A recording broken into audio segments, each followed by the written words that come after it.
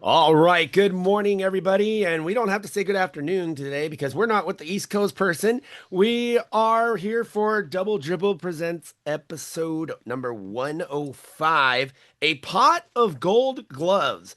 And ladies and gentlemen, we're not doing basketball today. We're actually going outside the court. We're jumping onto the diamond today with Coach David Aceron of the Dublin Leprechauns out of the Petcoast League. We're going to get to him in just a minute. Before we do that, I do want to give a disclaimer that the opinions that are given during this show today are the opinions of the guest or the opinions of the person giving the opinion and are not the opinion of Take Your Shot Media Crew directly. That's a lot of opinions. Hope you guys got that. Hope you guys are okay with that. Also, shout out to our sponsors, E1 Connect Marketing. Again, we want to do a real quick shout out to Malia Hilton, Donovan Hilton. Hope they had an amazing fourth. E1 Connect Marketing. Think your business needs more marketing? Maybe, but what is the real problem? What if the real problem is that people don't fully understand, trust, or remember your brand?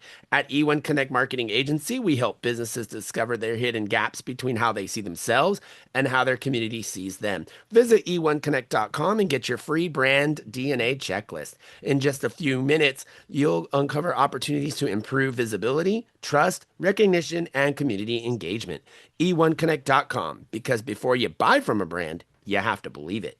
So, Donovan Hilton, that's exactly the approach he takes. He's a family man. He cares about everybody. And even in business, he's the same way. So, if you know anybody who's looking to build their brand, Ace, let me know. All right. So, now you got the disclaimer, you got the sponsors. Now, let's get the chuckleheads that are going to have the show going and rolling. Over to my left, visually, is the cameraman with the plan. He says he's wearing a gray shirt. It looks white to me. Cameraman with the plan, go baller, George Ochoa. What's up, George?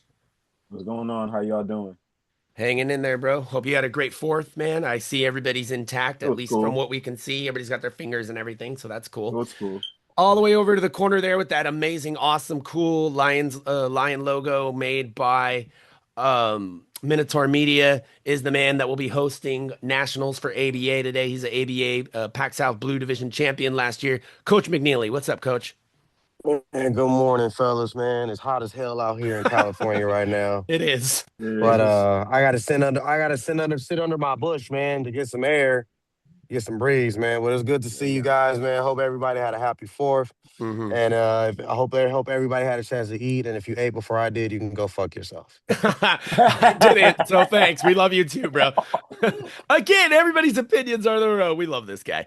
And Anthony, damn man. it, Anthony, you threw me off. Down in the far corner with the little Lucky Charm shamrock on his hat over there is the man who makes the numbers go up, up, up, and even more up because he makes that money go up, up, up. I'm talking about Agent Drew Sanchez. What's up, Drew?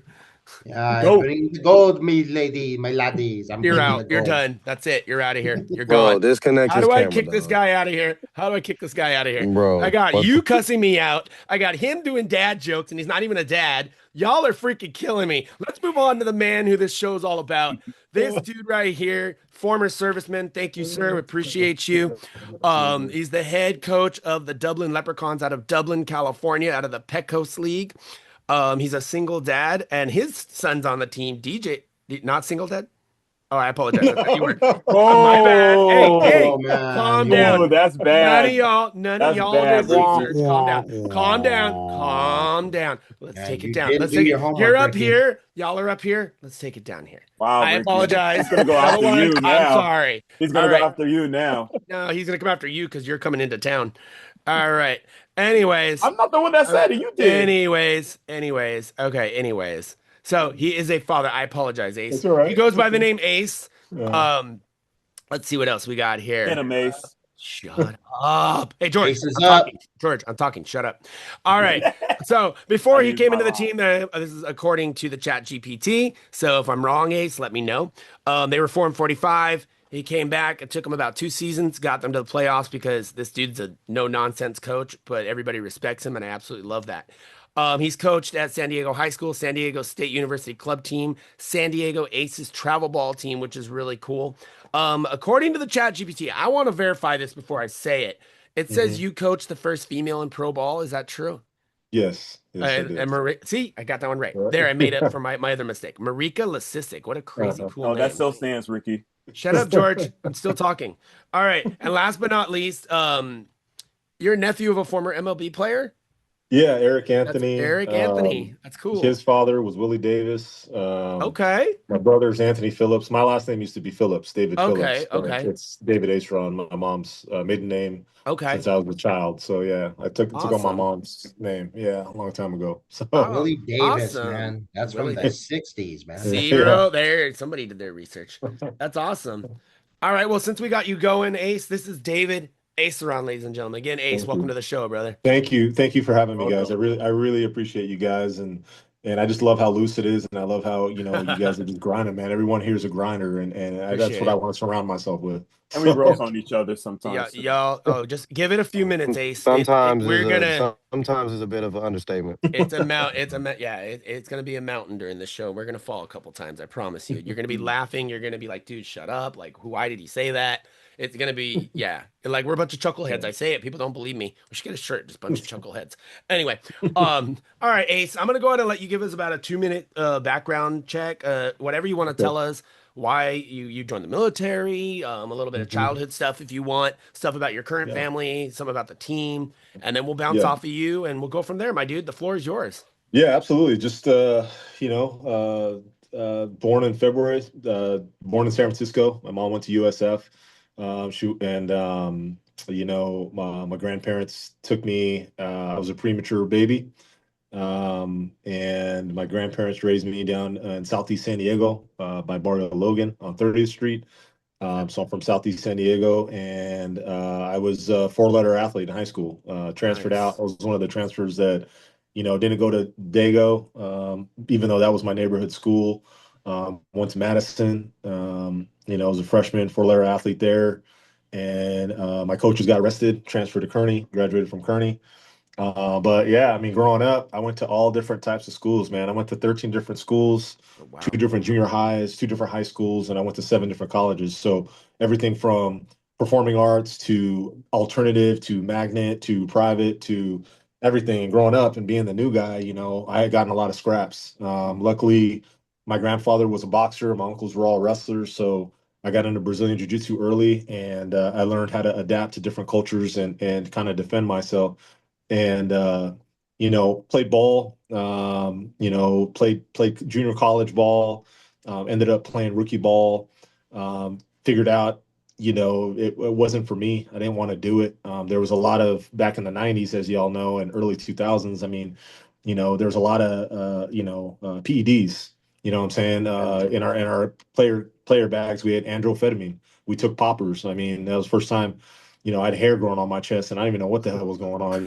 I mean, I was a teenager, doing this thing and it was just a lot of pressure and going from town to town and partying and doing all that stuff. So Mhm.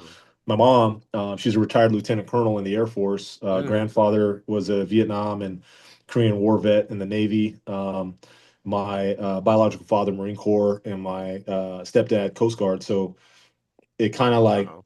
pushed me to the, hey, go ahead and do this, and I did it, and I had no idea what I was signing up for. Hmm. I thought I could do it, and I did it, but I thought, hey, I went through Hell Week, I went through all this training profession, I did all this stuff. I thought I was well suited, but I had no idea that when you go in the military and you sign a contract and you're part of the U.S. government, I mean, it's way different. You know what I mean? And so, did that, served in Iraq, served in Afghanistan, came back home from war, and and there was an opportunity to get into coaching. I said, let me give this a shot.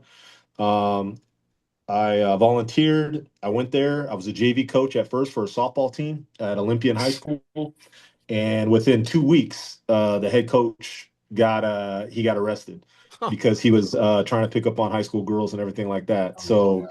he got arrested. The athletic director that first year gave me the book and said, "Hey, it's your team now. You have options. You either do away with your freshman and JV team and just roll with varsity, or you add all the girls together and make one big team." And yeah, I tell you, man, I grew gray hairs. I mean, women athletes are completely different than male athletes. Women athletes are all about the cerebral. You have to explain to them exactly why they're doing what they're doing in order for them to follow and believe and listen. Where male athletes, if you bark at them, they'll Hmm. listen.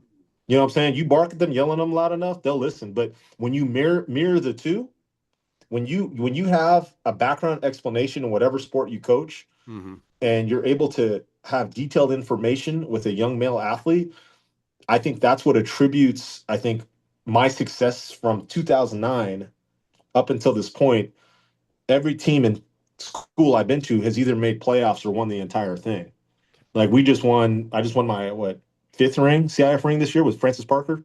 We just Nice. almost won state. Congratulations. Yeah, and so it's like, and I came back to that school, and the last 3 seasons, like the first, I think 3 seasons ago, they won. I don't know how many. I think it was the single digits, and then that second year, they won like single digits.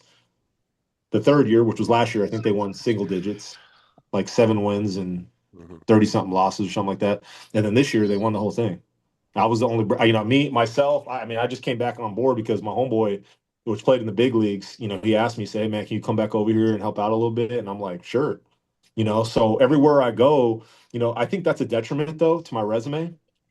My only saving grace in my resume, because I remember the Marlins this year. I had 5 interviews this year with the Marlins. I was almost their FCL single A manager down in Jupiter, Wow, that would Florida. have Yeah, been and big. Gabe Kapler and Rachel Bolkovec, which she was the very first women Mm-hmm. coach for the Yankees in MLB. She's the head of the player development Okay. for the Marlins, and She still that over was, there? yeah, she's the Think player so. development now, head of the player development Nice. for the Marlins. She So she she has an interesting story too, by she the way. does. I Yeah. met her at the winter meetings when she first got hired with the Yankees, and she said to me that they wish that I would stand on something. I said, what do you mean? She's like, it just doesn't seem like you stand on anything. It seems like you're kind of like, because your resume, you go from. I said, yeah, but there's been a reason why I've left Yeah, of those course. schools. I mean, there's a reason. I'm not gonna. The thing about it is I don't like sitting in shit. Mm-hmm. You know what I'm saying? I don't like sitting in shit. So it's like, and especially being a black coach in baseball. I mean, it's more difficult than people think. It's far It's and in between. yeah, Mm-hmm. it's and so when I see people kind of, thinking a certain way toward, and what's crazy is like even the opportunities that some people that are in positions in the MLB when they see a minority coach, like some of them, they don't. I mean, you would think people would, hey, we'll give you, we'll help you out. Nah, it's not like that at all. I mean, It's it's cutthroat. yeah, it's cutthroat, and you got to win in order to be recognized, and that's what I realized, in all coaching, and in order to be recognized, in order to do what you wanted to do on this planet, you got to win. That's the only way. That's the only way it's got to be. That's it. And so in my, almost 19 years of coaching, that's what I realized. And so, won at Olympian that first year, we went to playoffs. Second year, we won the whole thing. Third year, went to San Diego High, won first time since 1923. Went to Poway, we won at Poway High School. RB, we won. City College, we won. State playoffs, Mesa State playoffs. Grossmont, we won. Every program I've been to, OG, first time school history, I won.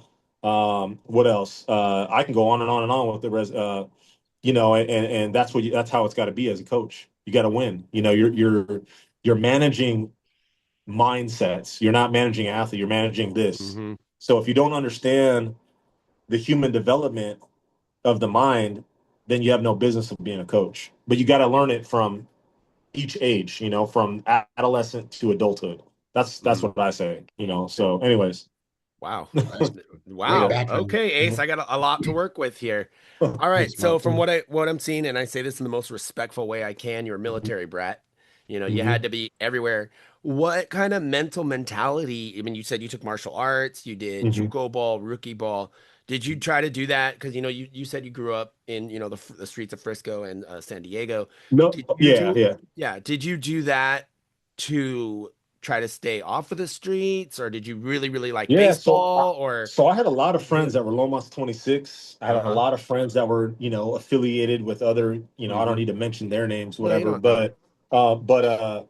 So seeing that growing up, I mean, the sports were my saving grace. Mm-hmm. I mean, if I didn't have sports, I would have been a knucklehead. I mean, I ended up, getting in trouble at a young age, and yeah, I mean, I did all that stuff to kind of occupy my time. Okay. I was the only child growing up. Oh wow. Okay. I had my half brother when I was like 15 or 16. So especially in Southeast San Diego, being mixed, When you're mixed, you got a lot to prove. Mm-hmm. You got, I mean, because you got one culture that doesn't accept you. You got another culture that doesn't accept you. You got, people that, because I spoke three different, I speak three different languages. Yeah, of course. So I was dyslexic. I had a stuttering issue. Wow. I was a big boy. So I was constantly, getting picked on. I was constantly trying to find my way through this world, especially with, I don't want to say,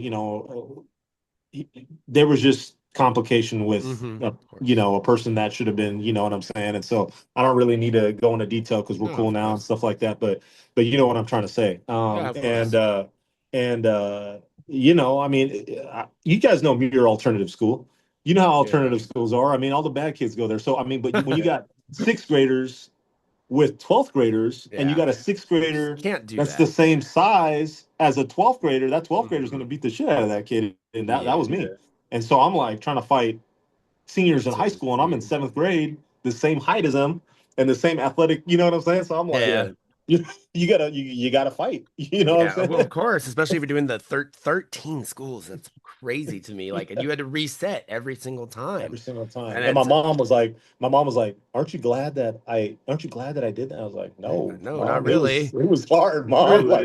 Real quick before I go over to Drew, what advice would you give to kids that are military brats that are moving, or even not even military brats, people who have family that are policemen that get transferred, or any EMTs that get transferred, or jobs that get transferred, to reset their mind when they go to these new schools in a positive way? I would say set a routine, be self-disciplined, and knuckle up. I would say I don't want to say conform, but you gotta understand that you learn more through experience than you do with the books. I like that. And so you gotta soak up the that you're around, immerse yourself in the culture. I see a lot of people that say they travel. They're like, oh, I travel here, I travel there, and I'm like, but if you haven't spent like over 2 months in the area, then you really haven't immersed yourself in the culture, and you really haven't traveled. Exactly. I mean, stopping by the St. Louis airport is not traveling. You know what I'm saying? Oh, I was in St. Louis. That's just a layover. How long? Yeah, I was laid over. I was like, bro, you didn't travel. That doesn't count. Doesn't count because you have to be at least outside the airport to like experience like what the culture is. Exactly. No, it's 100% true. Yeah. You're talking about culture and you're talking about being mixed and you're talking about the east side of San Diego. Drew knows all about that. He's literally all of those things. So Drew, I'm going to go to you. I'm going to let you talk to Ace about that. And then being an African-American coach or a black coach, I'm not going to say African-American because there's a lot of different black cultures. I'm going to go to Coach Anthony after that. So Drew, go ahead. The San Diego connection. Yeah, it's crazy. You said Southeast San Diego because originally I'm from Long Beach, but Dad was in the military and Mom's lived in San Diego, so they connected. And most of my childhood was in Southeast. I was right there off of 61st Street and Division. So I went to Valencia Park. I went to O'Farrell. My mom got me out of there because I was playing sports too. But she was like, I don't want you running into the bad vibes. So moved me down to the South Bay and Chula Vista. But I could have been going to like a Morris. I could have been going to like a Lincoln. And it would have been fine because I was playing basketball at the time. So I already had developed. And like you say, you got to learn the culture. And right there in Southeast San Diego, it's a lot of Hispanic, Filipino, Asian, and Black. That's the majority of what it is. And I absorbed it all like a sponge. I was out in the streets, but I was playing ball and doing stuff. And you got to grow thick skin out there. I was bullied on as much. I tried to develop myself.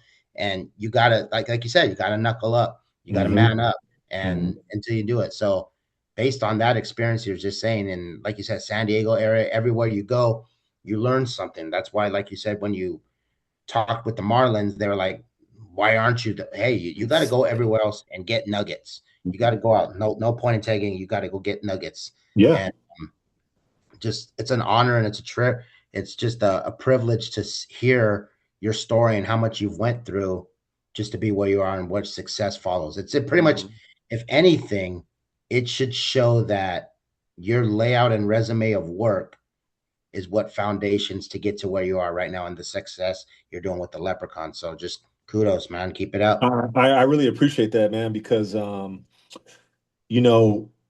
what I realize about us that grew up in the urban youth is, and it really frustrates the shit out of me, is the crab bucket mentality. Mm-hmm. I don't like the crab Crabs in a bucket barrel. mentality. Yeah, that's what I'm saying. I don't like that mentality. Like when we try to go back or we try to get out, the point about it is leaving the hood. You can come back and develop and try to develop, but when they have the crab bucket mentality, where I had an athlete one time that got a scholarship to Vanderbilt. Okay. And the parents were like, "You're trying to convince my kid to go to Vanderbilt and he should be working in the mercado. What are you doing?" And I said, "Are you serious?" And he didn't go.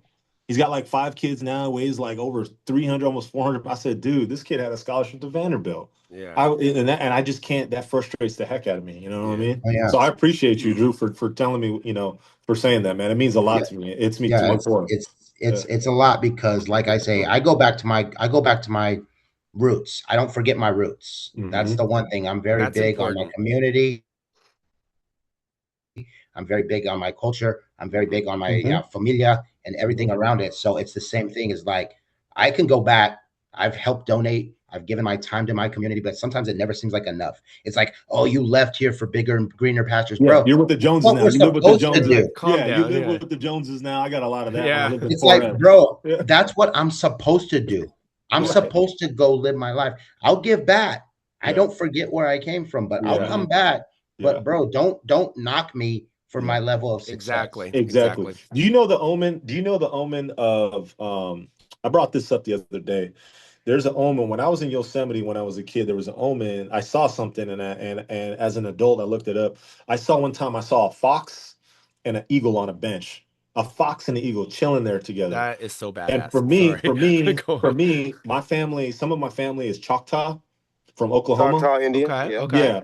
And so I'm like 51% Austronesian, 33% Black, 8% European, but I know my backgrounds because I do that due diligence to kind of like research, right? So the omen of the fox and the eagle is this. When you look it up and you can Google it, it says, always maintain the wittiness and street smart, but have the discipline and knowledge of what you want to drive and the professionalism to understand that you could be professional, but like you said, never forget the street smarts and the wittiness that you derived from growing up, and that's an omen, man. So whenever you see like a fox and an eagle on a bench, and you can even Google it, it's like, damn, that's crazy. That's the kind of life we're trying to live. Exactly. You know what I'm saying? No, and some people don't know how to code switch. That's true, the problem too. People don't know how to code switch. Yeah. 100. And Coach Ant, we're gonna move over to you really quick. We got about 10 minutes till our commercial spot. Being a minority coach, you know all about that. You've been to a couple different areas. You live in Compton. You know about growing up in the hood and being a coach. You also have that connection with Coach Ace. Go ahead and talk about that a little bit if you'd like, and stuff that you want to ask or that you want to comment about from Coach Ace. See, it's not a sour subject for real, but it's a lot of things that you kind of touched on that really like kind of hit home for real. Like me personally, I'm from Compton. Born and raised. I went to Centennial High School in Compton, California, and a lot of the schools that we would play were either white, Asian. Well, I think we played one black school at the time that was in our league. And I didn't know Lawndale was black, which blew my mind. I was like, all right, that's cool. But they weren't kids from the hood. You know what I'm saying? And I had the coaches that I had at the time. I had one white coach that was Russian. Crazy, right? But he was about the culture. And then the rest of my coaches were black. Actually, one of my coaches passed 5 days after my father passed, as a matter of fact. God, I'm sorry. Yeah, so it's been an interesting couple months for sure. But you always had to be disciplined, man. Especially we had this thing, right? Being in the city, bro, being in Compton, bro, being in the hood, bro, and you playing these schools, bro, they already don't want to play you because of who you are, where you from, what they feel you represent, things like that. And all of that may have very well been true, but for that time we were on that campus or they were on ours, we had to be disciplined. We had to be organized. We had to be what's the word I'm looking for? We had to knock down the stereotype. Persevere. Yeah, you know what I mean. So a lot of that it brings home because I'll even take that into my coaching career. That was when I was playing. Now even coaching, looking at it from the other perspective now, from a player to a coach now. It's like, wow, this is what you really think of me. Mm-hmm. Okay, this is what you really, not me. This is what you really think of these kids. Mm-hmm. Mm-hmm. You know, and it hurts, bro, because it's like I tell people this all the time. What other schools and what other places lack in certain things, y'all excel at. They may have the better campuses. They may have this. A lot of the schools that we went to may have better looking girls or whatever. They may have all of the aesthetics and everything else. But bro, y'all have real life experiences. Mm-hmm. You know, growing up with y'all grandparents because mom got to work maybe two jobs. You know, God forbid, God forbid your grandparents is your only parents because your parents is, God forbid, strung out, don't want them, passed, whatever. Or the grandparents been like, yeah, or the grandparents, there's been grandparents that has been like, you know what, y'all are terrible parents. Y'all pissing me off. Give me your kids before I take them by the court system. And we've all either seen it, know someone who've experienced it, or it's been in the atmosphere. Will we agree to disagree? Oh yeah. Go ahead, sure. George. I think George want to. No, I think George want to comment on something. I was gonna go to George right now anyway. Ace, I'll let you respond to that real quick, and then we'll go to George. Yeah, it's very interesting what you said, that's exactly right. I mean, that's exactly right. And then on the other end as well is, now I'm at Francis Parker, and Francis Parker. I went back to Francis Parker. Francis Parker. I don't want to tell you how much. I mean, you can look at the tuition per year, but when you hit a point of your coaching career, when you've done it as long as I have, dang near, like I said, 19, almost going 20, where you're like, okay, what is my boundaries? Yeah. What am I going to put up with in this part of my career now? Because I try to go back. I try to teach. I was at San Diego High, back at San Diego High before I went to Francis Parker, and I was just looking at how things were going, the support system, and how yes, we try to break barriers and we try to bust through things, but sometimes there's only so much we could do. And so when you got this opportunity over here, and you got to think about the number one team, which is your family, I'm like, okay, well, I'm gonna do this now because I've been trucking at this for a long time. And I think now in the indie career and the professional baseball career, I can hit more, I can reach more now from this spectrum than what I do in the off season, which is the season, because I'm doing it 24/7. And so that's interesting too, and I'm glad I hit home because I'm right there with you. And I never forget that. The reason why I never forget that reminds me is when I go to these towns and I'll dime them out, man. Like these towns that we go to and they start calling me the N-word and they start calling, and this is in California, and they call my Latino players the B word. I'm like, are you kidding me? Or the W word. Don't forget that one too. Yeah. They say. I mean, the whole stadium. I'm talking crazy. like bro. and I'm That's talking horrible. and some of these people some of these are outlining areas of LA, outlining areas of Sacramento, outline. I'm like, what are we doing? Red I'm like, line areas. Yeah, I'm like, what? I'm like Bakersfield. We got a lot of minorities there. Why are you guys talking stuff to us? Wow. Or Marysville, why are you talking stuff to us? Or, like, what is this? Like, like, are you kidding me? No, we're not going back to the 60s here. Come on, Yeah. now. What are we doing? Like seriously. George, you're shaking your head. I know you relate to a lot of stuff that Coach Ace has said so far. We got a couple minutes. Go ahead. Yeah, like going to the point when he said like you learn from experience, and I actually agree with that too because like that's one thing like I like to preach to other people is like you learn from experience. You don't necessarily learn from books. Like yeah, you learn from books to some degree, but that's not everything. Like everything is learning through experience, going through the grind, getting certain things off the mud to like try to accomplish something.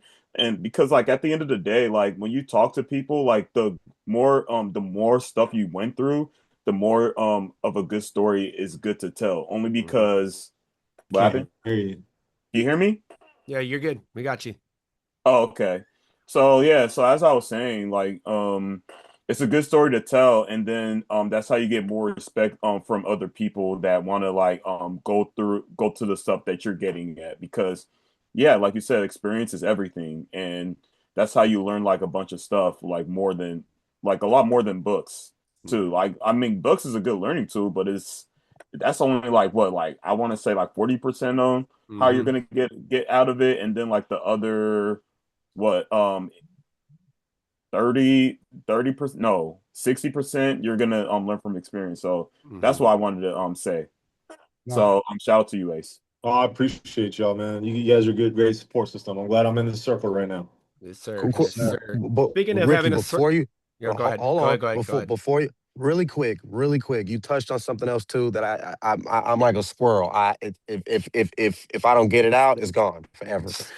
If one thing that you really pointed out was being able to leave your circumstances to come back to try to give back to your community, to give back to where you come from, because that's what this is all about. This is about paying it forward. This is about um giving that person the opportunity you necessarily didn't have or someone gave upon you. The thing about this life is about giving back and making it Mhm. better than what you've had. Yeah.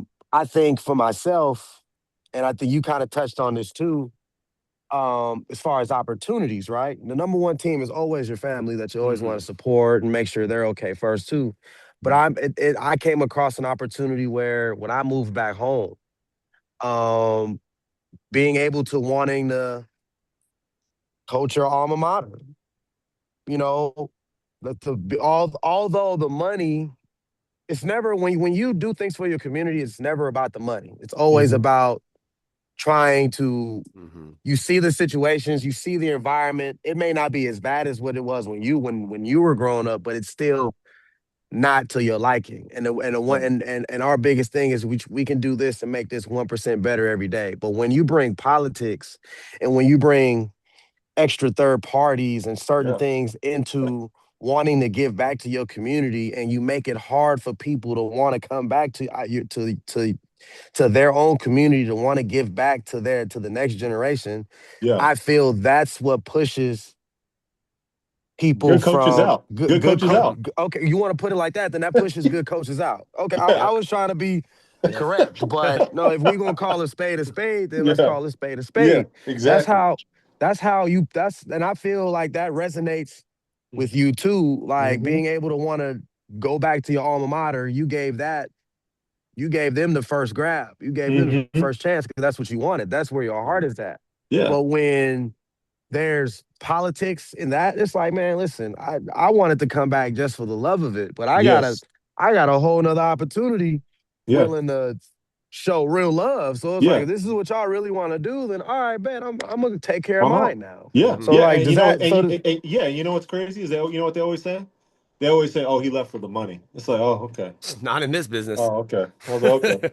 He left for the money. Okay. All right. He left for the No, money now. I know. Oh, and I speaking said, of, I'm like, did you guys make playoffs? Okay. Well, man, thank then you. Shut let's, up. oh, you know what I'm Exactly. saying? I'm like, It's That all speaks about the for heart. itself. It's all about heart, you guys. And you know what? And someone who always shows his heart to us and always has backed us is Donovan and Malia Hilton of E1 Connect Marketing. Real quick, you guys think you need more marketing? Maybe. But what if your businesses just don't fully understand, trust, or remember your brand? At E1 Connect Marketing Agency, we help uncover the gap between how you see your business and how your community sees it. Visit e1connect.com for your free brand DNA checklist and discover new opportunities to boost visibility, trust, and recognition. e1connect.com, because belief comes before business. And that's literally what y'all were just talking about. How funny. You yeah, know? you know what's interesting is one thing I wanted to mention too Oh, is, for sure. and this might hit some people, you know, it might rub them wrong, whatever, but I We really don't don't give care. a shit. Controversy creates cash, my friend. Yeah, I don't really give a shit. But like, I don't. That's the reason why. That's the reason why. I mean, I don't support the Padres no more, man. And the There you reason go. why I don't support the Padres, and I'm a Dodgers guy, so the reason why I don't support the Padres since 2015 is, you know, I went to their HR, and people don't know this. And I, you know, what's funny is I got banned from the fan page, which I don't give a shit. Wow. So what happened was I would go there once a week. I'll go to their HR, and I would say, and this is what I tell, and you know what? I hope it gets to them. and I hope they come after me and they come and talk to me and be like, hey man, is there anything we could change this way? I was like, nah, you can't sway my thought process because I already seen it. You already showed me, you already showed me your colors. So anyways, so once a week I would go there and I said, hey, is there any way that you guys can give me a banner and I'll lie to these kids in the community and say that, you're supporting them and whatnot.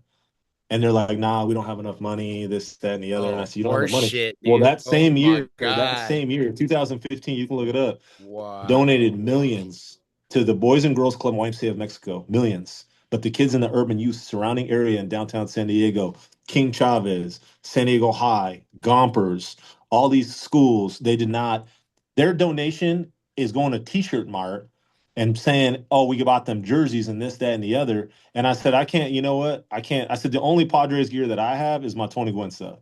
That's the only Padres gear I have. And there's a reason why. So the MLB once a year, and I'm sure you guys are aware of this, once a year they give one award called the Roberto Clemente Award to one athlete out of 700 athletes a year. The last one to win it was in 1993, Tony Gwynn. But in the last 10, 12 years, there's been several Dodgers. Dodgers do so much for community. They do so much for the urban youth. They do so much for mentorship. And that's a program I can get behind. You know what I mean? Is that kind of like the comparison to like the Walter Payton Award for the NFL? Yeah. Yes.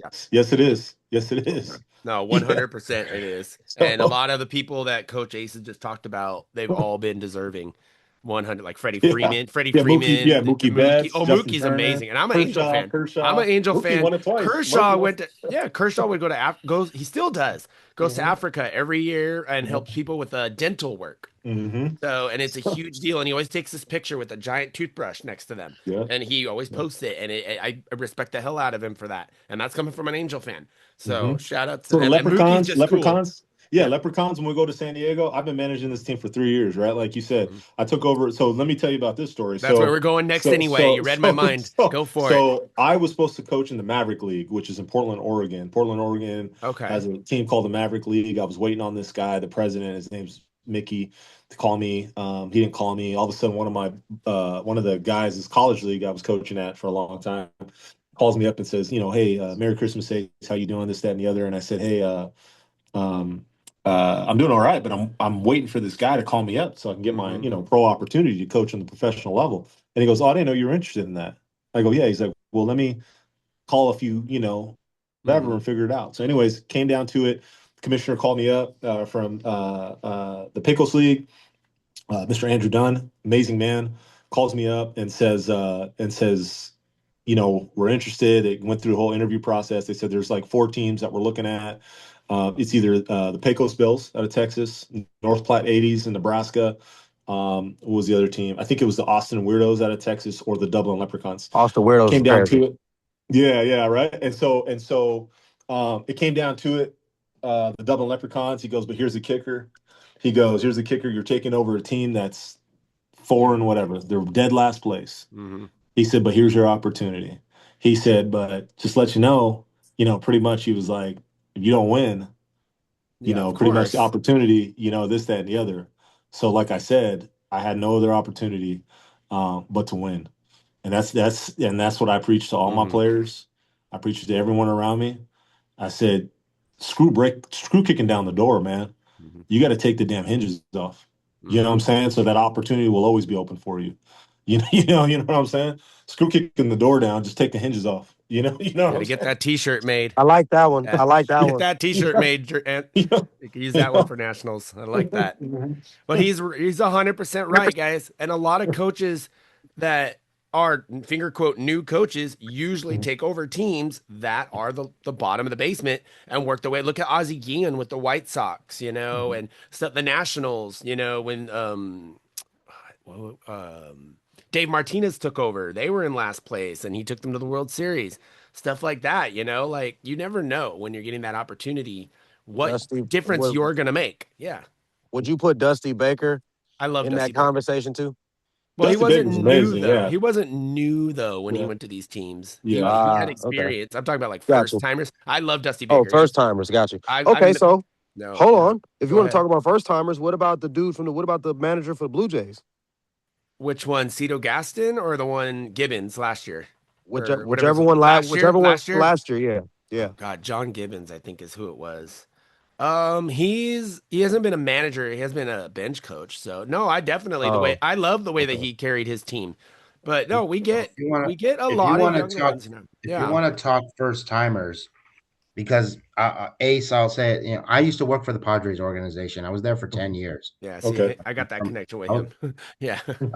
I was there from '06 to 15. It's funny you say about That 22. 15, yeah, 15 was the last Yeah, Padres. when you Yeah, got There banned, you right? go. See, there you yeah, go. yeah. But if I recall, I remember that organization when they were firing and going through coaches, and they fired Bud Black, and they freaking brought in Dave Roberts for one game, Yeah. One game. and he got the win on his first game. Right. Then they benched him and put Pat Murphy as the manager, Yeah. and they gave up on Dave Roberts and everything else. And look, Dave Roberts goes to the Dodgers, and look at Now the he's going to the success he's Hall of had Fame over as a there. I mean, manager. look at how many San Diegans are on the coaching staff. Yep. You know what I'm Exactly. saying? Look at how many people from San for the Diego that play Dodgers? on the Dodgers. Yeah, that Mhm. play on the Dodgers or coach Yep. on the Dodgers. Yep. It's like, what? And Yep. San Diego always gives up on everything. That's a It's the San Diego mentality of baseball, because I'll be real with it. It's Yeah. tough being a Padre fan just due to the fact that it's like we spit in the they spit in the face of their fan base. yeah. How so? I They're know more that. about I know that feeling right they're now. more More about about the the PR, culture. the PR, Look, I'm the gonna PR. say it true right here, and I don't give a shit. This is my opinion. I can say it. Go ahead. Is I was, like I said, I worked there for 10 years. My grandfather supported the Padres. Heck, second day leaving the hospital after I was born back in 1985, my mom had me in a Padres jersey, a Tony Gwynn 84 jersey. Wow. Okay. So that's how long I've been supporting the team, if you really want to say that.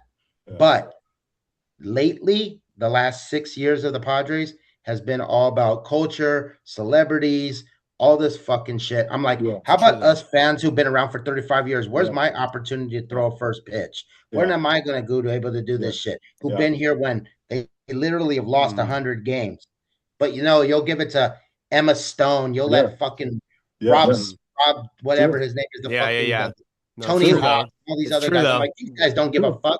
The team No. is playing like ass right Yeah. now. Yeah. Where are those fucking celebrities? They're not there. They're not there. So here's the thing too. Here's the thing about it too is like I was like you, man. I used to get in scraps over the Padres. Like I I cracked. have a You Tony can Gwynn even jersey you in can my even yeah shit right now. you can talk to my best friend that I grew up with. I cracked his skull over a fight over the Padres because he was talking shit about the Padres, and I said as soon as we get out of the car, I'm beating your ass. And he kept talking shit, and I freaking put his head on. You know what I mean? Like I was that guy. I was that guy. But this, Yeah. 2015. But the thing about it is like it's all about PR. And when you saw the city Mhm. connect, the first city connect, I Sadly. said, what's that have to do with our culture in San Diego? Oh my Nothing. That God, has dude, nothing to that do with our jersey culture. I Nothing. said, though. you got Oh my you got God. one Dia de las Muertes lady, the recent one, and I said Mhm. that should be all over the dang jersey, not a little patch. That's what you said, know- Drew. Yeah. Remember? You know- said that I said it. when it came out. Look, I'm gonna do you one better, bro. Oh God! Look what Uh-oh. you did, Ace. Bell, the Damn it, Taco Ace! Bell What'd you do? uniform? Uh-oh. Then y'all got him fluorescent going. Taco Oh, he Bell. might Don't have bring the it, Taco Drew. Bell Oh. uniform. Don't bring There it, it is. Drew. You There talking it about this? Yes, that ugly You talking thing. about this? This has nothing to do with It was- San it Diego. does- it This does- has nothing to do It's with San nothing to Diego. do. Nothing. Wow. Oh my God, We that talking jersey's about- horrible. And we have Angels have a really bad City Connect jersey. It's supposed to be a surfboard, and it looks nothing like a surfboard. But Have that one, you ever heard the Dream Center in LA? Dreams. Coach Anthony, you heard the Dream Center, right?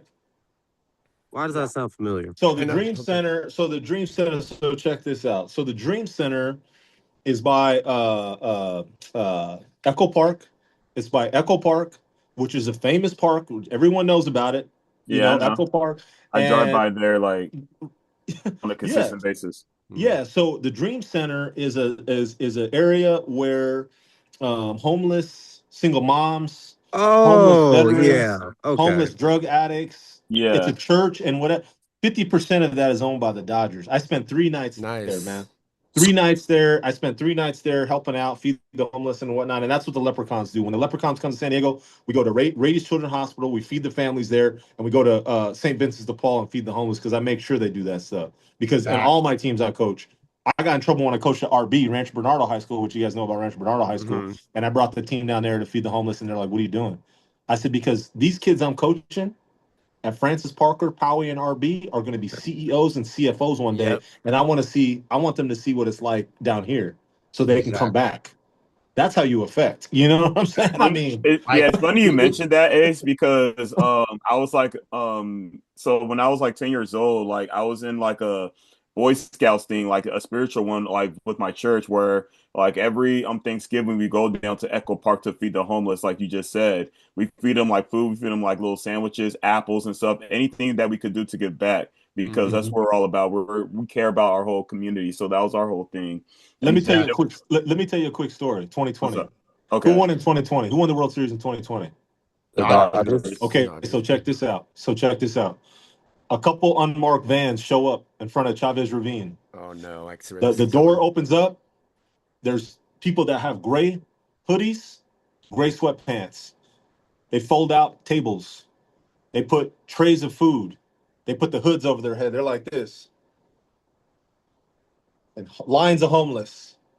They're feeding the food. They're like, who are these people? They looked up, reporter looked up. It was the Dodgers. Yep. And no Dodgers I gear, remember no that. nothing. They're right after winning the World Series. Now that's a team I can back up.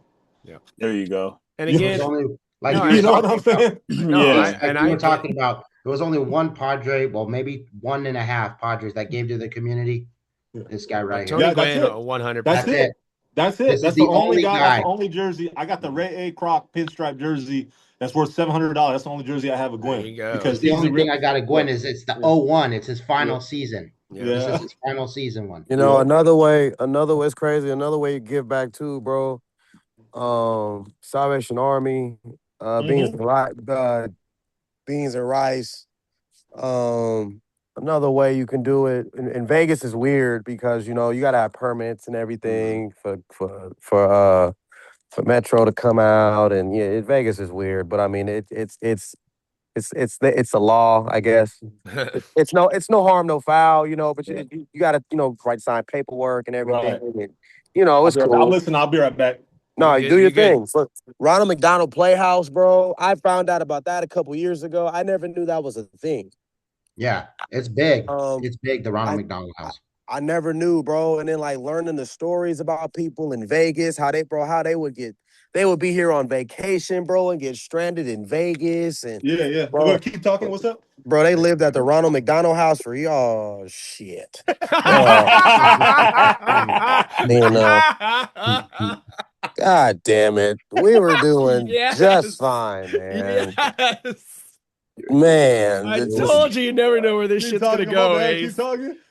You done. fucked me Oh, up, bro. Damn. can't make this up. You Oh my can't But make god, but this nah, up. man, that like, was great, bro, Ace. That bro, was listen, That great. was a good listen. one. Find a place, bro, that got a Ronald McDonald House, bro, and Oh my like god. bro, Yeah, everybody bring a meal, bro, like a potluck type thing, it's bro. true though. You know, bro, there be kids in there, bro, homeless families in there, homeless people foreign, overseas, Mhm. just stranded, bro. And Yeah. like, bro, like you can write that. It's not even about writing it off on your taxes, but it's just like, bro, like that's you want to talk about affecting people. The Mhm. Salvation Army, on the corner, me like, all kind of shit. If I got extra food in my Yeah. car that I know I'm not gonna eat, bro, and I see somebody sleep, Mhm. hey, bro, I'm gonna just put this sandwich right here. But I'm just gonna put this sandwich right here, big dog. Mhm. Yeah. When you Yeah. when you Yeah. when you wake up, you gonna have food or something. You feel me? Yeah. Like it Yeah. ain't much, but it's something, bro. I mean, the thing about it is though, too, man. Like, if you guys came up here, and I'm sure some of y'all already know about it, man. But in the Bay Area, dude, I mean, they got Fenty folds. I mean, Oh people yeah. streets and rows of people that they're handing out free syringes and pipes, and I'm like, what is going on here, man? This is like Yeah. it's like Zombieland. It's like That, Zombieland. that's how the waterfront area right by Angel Stadium used to be. They just cleaned it out probably about 5 years ago. They did a You just go to Skid full-fledged Row clean in out. LA, bro. Skid Row. Oh yeah, same thing. Well, Same so thing. check this out. So you know how you can tell if a team is in the community when you go to Chavez Ravine or you go to Skid Row and stuff. What team are those homeless people wearing? They're all wearing Dodgers Yep. gear. Yep. They're all wearing Dodgers gear. Hmm. That's how you can tell they support the team. You know what I'm saying? Like Right. sleeping bag Yeah. Dodgers, jackets Dodgers, Mhm. hats Dodgers, beanies Dodgers. I'm like, you don't see that in San Diego. You don't see Hell that no. around Padre No. Stadium. Nope. They're trying to kick it out of Padre Stadium. They're trying to ticket them. I Why are you I trying to feel ticket? Yeah, that's crazy.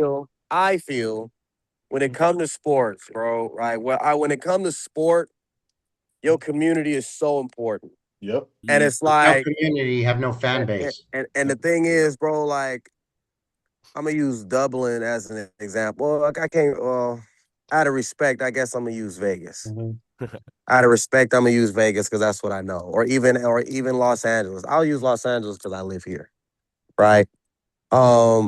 We have an ABA team out here, and I love the owner to death, man. You know, once again, the opinions of the panelists are theirs and theirs alone. It has nothing to Here do we with the go. show. Good Well done. pop there, you know, but giving back to your community, bro, is so important, Yep. especially in our space for the basketball world. You know, for the I'm gonna touch on the ABA for a quick second, bro. The ABA has for certain teams, bro, to have for certain places for certain demographic to have an X amount of teams. Mm-hmm. One of them have to impact the community somehow, whether if it's hey, bro, we're gonna give a couple of $100, bro, to the Salvation Army to, so they can buy beans and rice for those who come in, you know, that want some food. Or donate blankets when it get cold. Donate, hoodies and shit. Or bro, go to the Goodwill Mm-hmm. and Yeah. just donate there, bro. Like, yeah, they gonna give you a receipt and everything, but it's about paying it. Again, this all goes back to paying it forward. Oh yeah. It all goes back to giving back because Oh, yeah. you gon' one of the coolest things, bro, is when I forgot what we did. No, we had in Vegas, bro. We did a couple of our players did something for the Ronald McDonald Playhouse, bro, and we was able to give out some tickets and stuff, and or just talking to the community, bro. Just talking to and hey man, just come check out a game. Mm-hmm. Just come check a game out, bro. We got you. You know, me being the coach of the team or whatever, I'm gonna put your name at the door, Mm-hmm. signed by me. Come enjoy the game. And it's you never know how and those is all just ideas. You know what Right. I'm saying? Just Right. a simple gesture goes a long way. Absolutely. A simple gesture goes a long way because you never know, bro, in this world, bro. Mental health, bro, is so Oh important. yeah. You Big never know time. what people go Yeah. through, I used to tell my son, and I used to tell my oldest son growing up, he said, Daddy, I want to be a hero. And I said, You want to be a hero? He goes, Yeah. I said, You use your opportunity in athletics and you go back to Africa and help purify water. You help those people that are Mm-hmm. on the streets. That's how you're going to become a hero. I used to tell Yeah. him that when he was younger. And, now he's in his second year of professional baseball. He's 19 years old. And, he's keeping the bloodline going. Mm-hmm. And, he's making his way up. But I always remind him, I said, remember that hero talk you had? I said, remember, make sure you give back, man. Make sure Yep. you go purify that water. Make sure you go and, help the kids out that are underneath the bridge by sending community college that are in those tents that are Mm-hmm. 7 and 9 years old digging in dumpsters and they don't even have a mother or father and they're in the tents and we're over there giving them rations and they're 7 and 9 years old. That's Mm-hmm. ridiculous. Yeah, You savage. It hurts. know?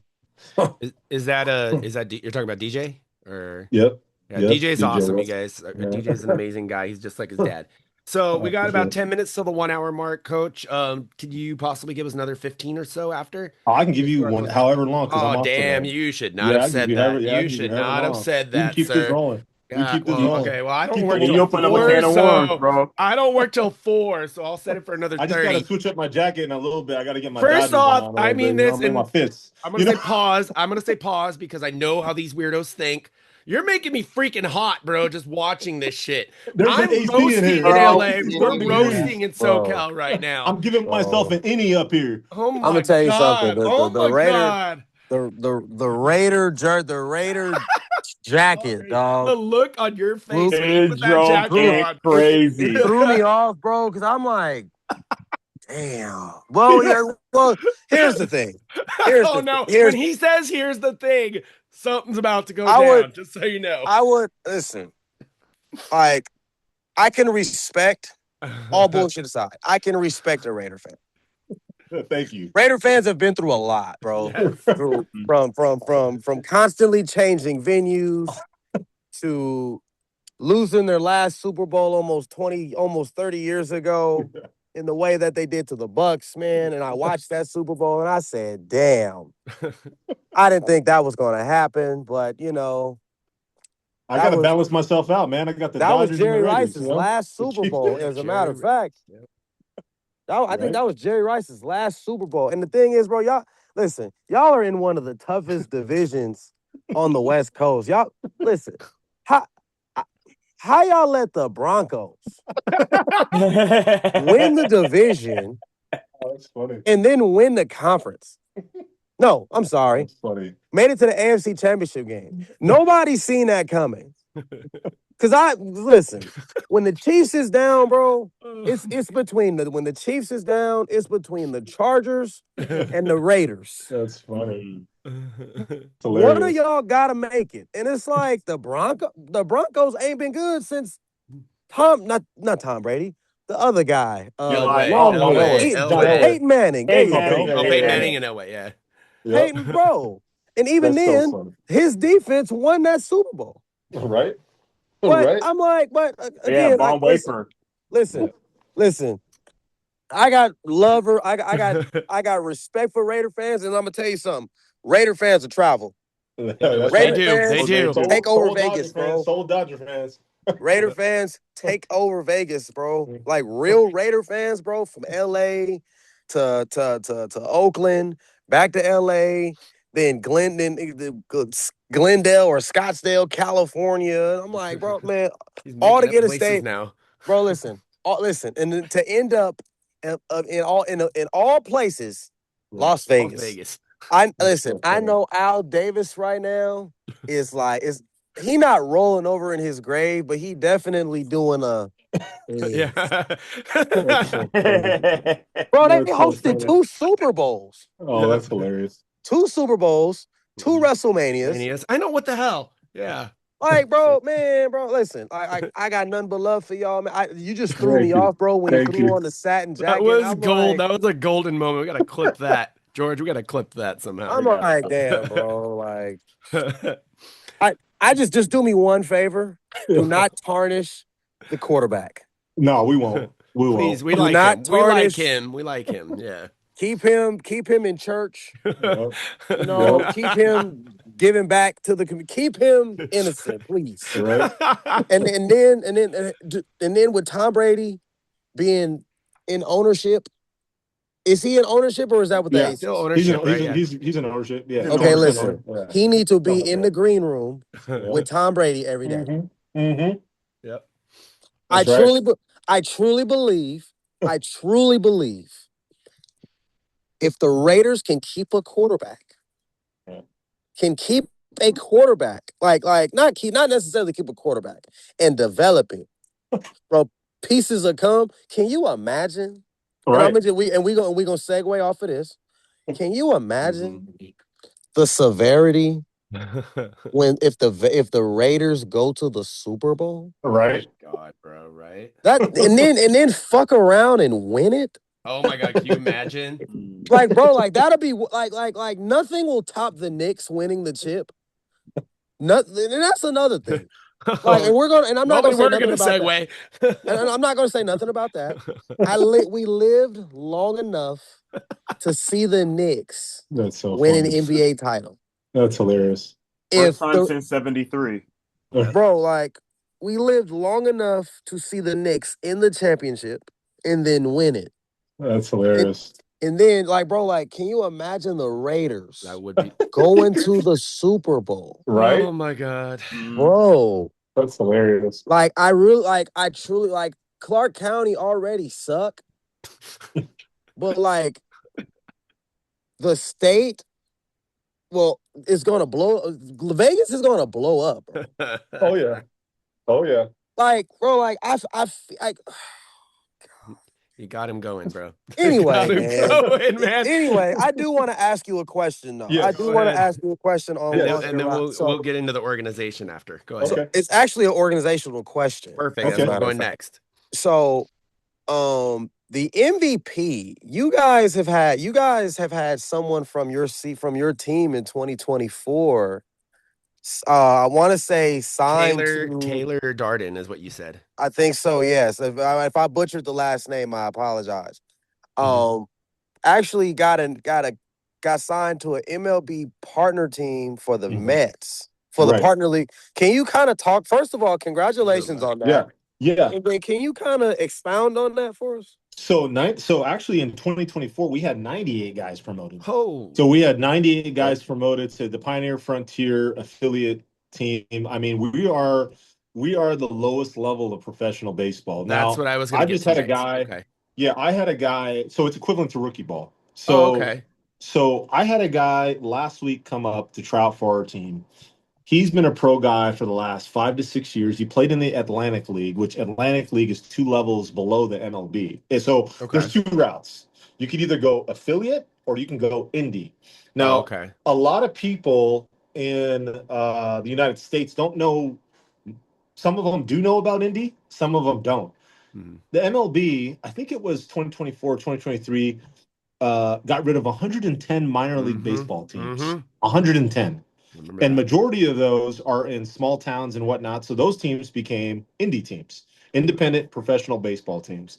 Now, the way that I explain it with people are this: you got union and you got private contract. Okay. Some guys in union, say for example, let's take Arizona Diamondbacks for example. Say you're in rookie ball, and say I'm 21 years old. Say for example, in the big leagues, I play the same position as Corbin Carroll. Well, if I'm not wrecking it in rookie ball or single A or whatever, and I got a bunch of 20, there's no way that I'm going to make it to the MLB. So what I do Of is I get course. with my agent and I get with my agent and say, I want to break contract. And he Mhm. goes, well, that's not a good move. He's like, well, I want to break contract and I want to go indie to be able to get picked up maybe by another team that's affiliate or make it up the ranks of indie ball. Indie ball, you got Pecos, which is one of the oldest independent baseball Mhm. leagues in the nation. They got 18 teams in the season. They're all over the place, all over the nation. We play in the Pacific Division, which is all California. But once we win the Pacific Division, we play against the winner of the Mountain Division. Okay. And the World Series is either going to take place either in Arizona, it could be Kansas City, it could be Colorado or Texas. But so, anyways, Pecos, Pioneer, Frontier, Atlantic, American Association, the big leagues, Okay. right? Just like in Philly, you got single A, double A, triple A, then you got, high A, whatever, triple A, then you got the big leagues. So there's different routes and different levels that you can kind of go through. So it's just an interesting deal. But this guy that tried out the other day, because there's a lot of people that talk shit at the Pecos League. I want to air it out there. A lot of people talk shit. And the majority of people that talk shit are people that either got cut, they got released, or they're not they're not willing to sacrifice enough, meaning monetary gains or living situations in order to move up the ranks. That's why there's a lot of international players that try to go in the Pecos League because they're thinking in their head, they're like, well, shoot, man, if these American players don't want to take the opportunity, I'm going to go ahead and get Mhm. my visa and I'm from the DR or I'm from Puerto Rico or Yeah. Curacao or Nicaragua or Mexico or whatever, and I'm going to go to the Pecos and I'm going to take that opportunity. And they do. Mhm. And they Mhm. do. And so the guy told me last week, right, which he's going to be playing in the World Baseball Classic in Team Nicaragua. He played in the Atlantic League and he played in the Pioneer Frontier League. He goes, majority of people that talk shit on the Pecos League, he's like, they're not baseball guys. He's like, because baseball guys will take any professional opportunity they get and they're going to try to make their way back up. Mhm. So that's true. When he said that, I was like, man, I appreciate you for saying that, man. That means a lot, you know? With with giving all respect to every ABA player that we've worked with over the last 6 years, 9, 10 years for Ant and 6 years for Drew or 7 years for Drew or whatever it is around there, we get it because it is exactly the same. We got a lot of really good players that could easily go to the NBA, go to the G League, go to the whatever, but then we have other ones that just don't care. They're just there to hoop. They're just there to do whatever. We then got other ones that show up drunk. We have other ones that have shown up high, Yep. Yep. and it doesn't look good on the organization. And we actually interviewed the CEO of the ABA for our 100th episode, so about 5 episodes ago, Mhm. and he notices these things. He knows these things as well. So I'm glad that we're starting to clean it up a little bit, but it's still out there, sadly. And I love the fact that you literally just broke that down because honestly, I'm a massive baseball guy. We talked about it, Mhm. you and I, Yeah. but I didn't know that. I knew the minor league structure and I've known about the independent leagues. I just Mhm. didn't know the actual levels and structures. We get the same thing in the ABA because I was gonna actually have a question written down. It's funny. Um, we are a semi-pro basketball league, but Mhm. we get people who talk down on us all the time Yeah. that, oh, you're just a semi-pro team. Yeah. You guys So we're not are a pro semi-pro. team. So That's what I'm going yeah, to. You we're a pro. are a pro Yeah, team, yeah, yeah. but So you get semi-pro. So when people say semi-pro, like you got guys online and Domingo Ayala, he's a funny hmm comic character in baseball. hmm What you semi-pro? What you semi-pro? And it's like Pecos isn't semi-pro. It's No, pro. you And guys are pro. Yeah. people will they'll diminish that because they'll say It's not the this, that, and majors. the other. Yeah, It's but then not you the Dodgers, it's not the right, Angels, it's right. not, yeah, But you're then you like, it start doesn't but then you matter. start looking at say my roster I've through seen the your roster, it's years. a good one. Yeah, Yeah. and you got Juan Gonzalez's nephew. hmm You got Mel Lott's great grandson. You got These are Ellie all De La former Cruz's MLB younger players, brother. ladies and You gentlemen, just got so you know. Barfield's Yeah, nephew's son. Jesse. hmm You got Willie Davis's great grandson. You Yeah. got guys that are NHL. Richter. You got guys that are Richter. on the roster that have bloodlines or guys in the league like Trinidad Hubbard's kid or hmm Miguel Tejada's kid. Yep. And I'm like, wait a minute. If these MLB guys that are Hall of Famers Yep. have their kids playing in the Pecos League, what the hell is this D1 coach over here or Talking this about, yeah. athlete? I mean, the softest guys, to be honest with you, I'm going to tell you this because I said this to my players, especially in this league. And I told Sean Cole this when he was at SDSU. I said the softest players that I've ever managed are D1 guys. And I said the reason for that is because they get given 4 helmets, 5 different jerseys, three hmm different cleats and turfs. They get given this. They got the NIL money. They do all this stuff. And so when it comes to the Pecos League, the lowest level of pro ball, they're like, man, I make more money in college, dude. Like I don't need Facts. to. Yep. And I'm like, you don't want to grind, bro. You don't want to Exactly. grind. I said, so go ahead and kick rocks. Go ahead and kick rocks because we don't need you here. This You know what I'm conversation No, saying? sounds I was gonna. deja It's vu. no, Drew. I was literally. It's so funny. I was going to you next because Drew Yeah. works with a lot of the D1 people and he sees it firsthand. So, what do you want to Mhm. say about that, Drew? No, it's they're feel entitled, Yeah. and it's an entitlement. Like I'll say it is like I've been doing stats now 34 years.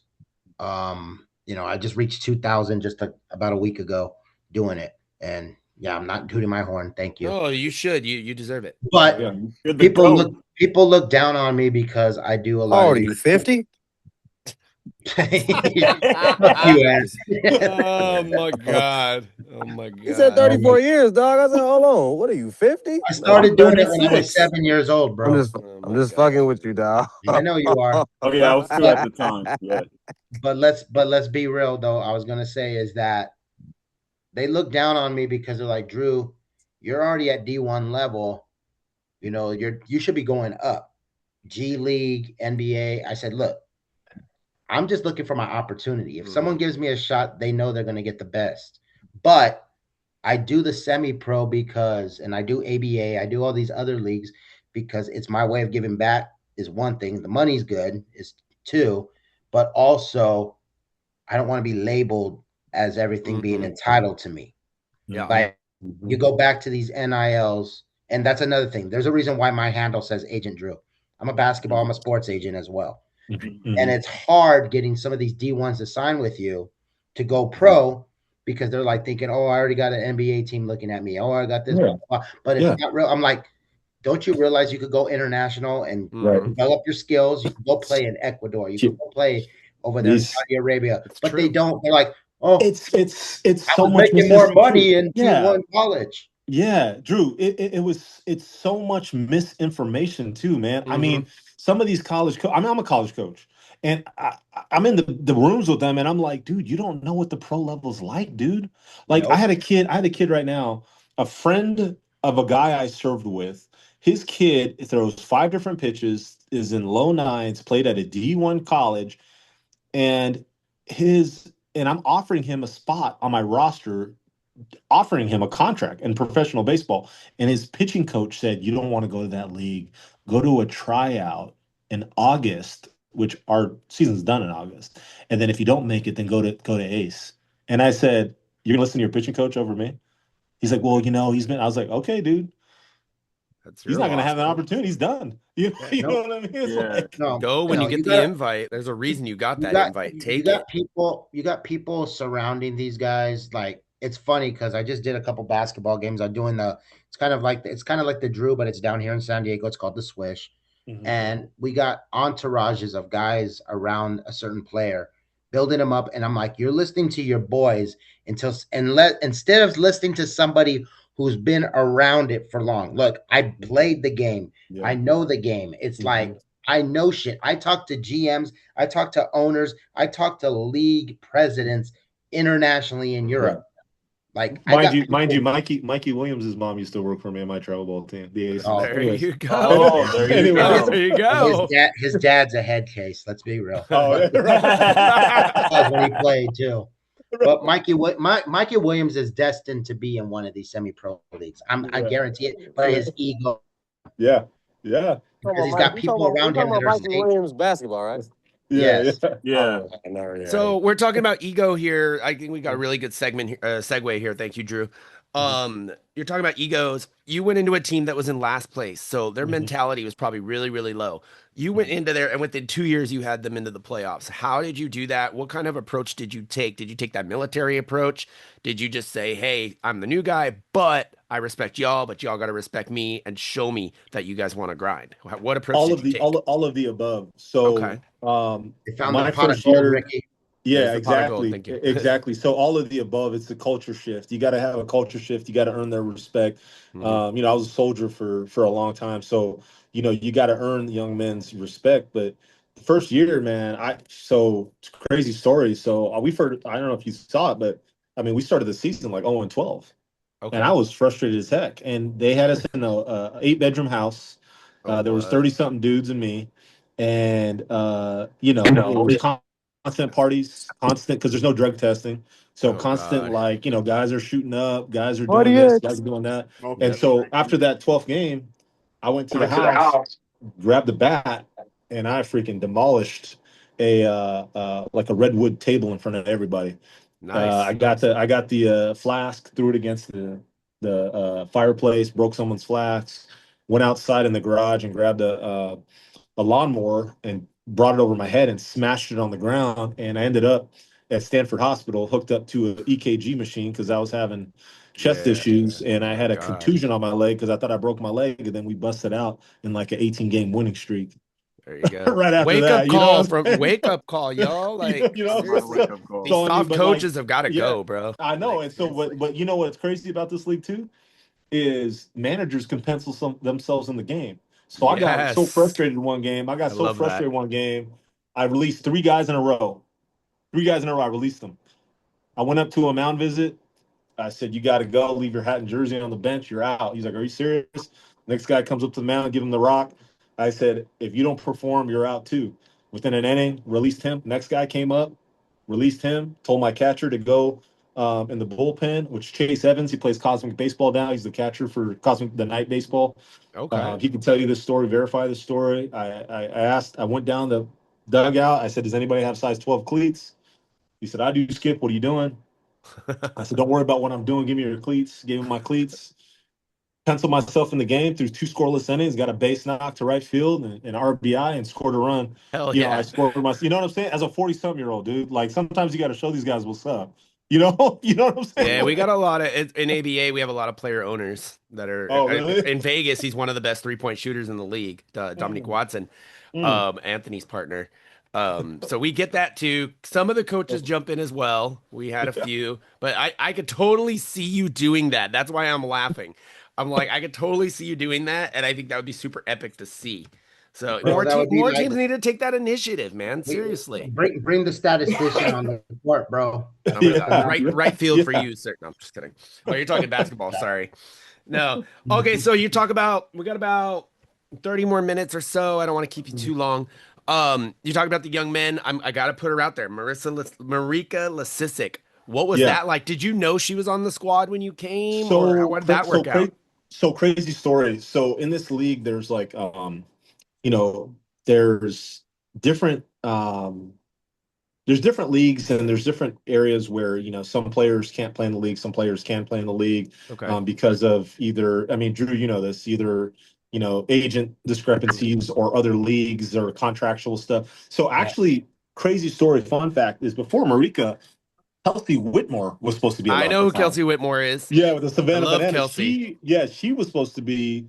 So she wasn't able to play with the Leprechauns. Her agent and the people that contacted me, and that we were talking. And do you have any other connections? And then we called up Tyler over there with the Oakland Ballers. She ended up getting a contract with the Oakland Ballers. She pitched with the Ballers. She was the first one in the Pioneer League. So And then Pioneer League. She's the one I heard about before Marika. Yeah, and then the year after, Marika got in touch. There was a guy that I talked to that pitches in Japan.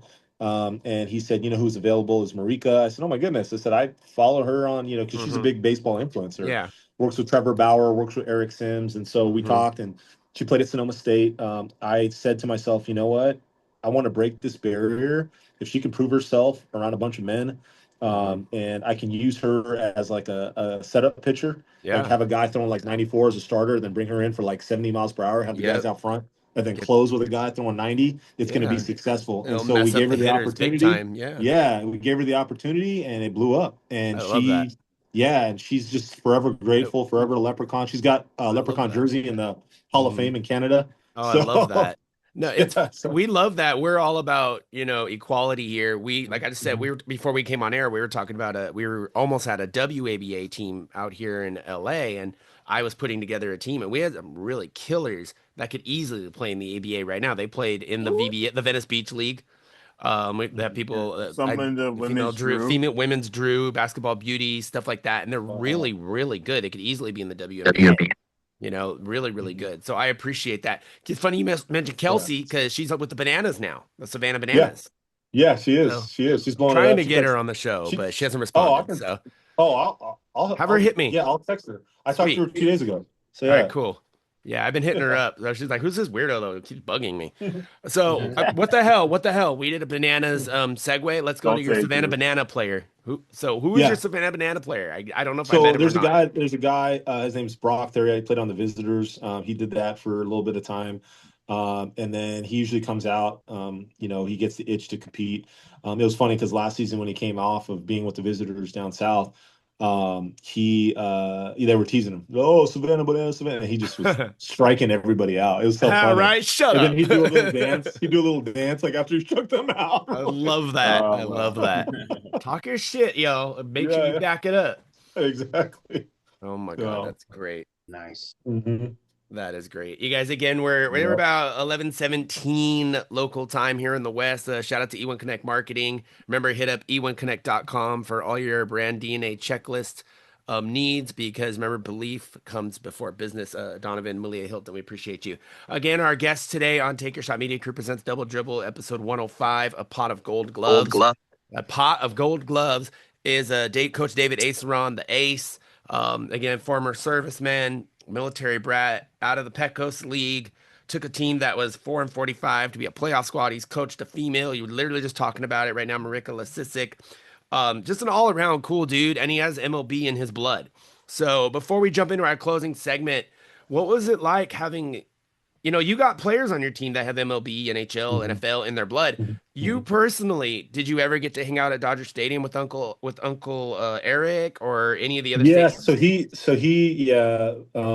I remember when the Reds came in town because he played on the Reds, the Mariners. He got brought up in 1988 with the Astros. His first hit in the big leagues was a home run. He's got the record for the longest shot in old Pittsburgh Stadium. But crazy story is,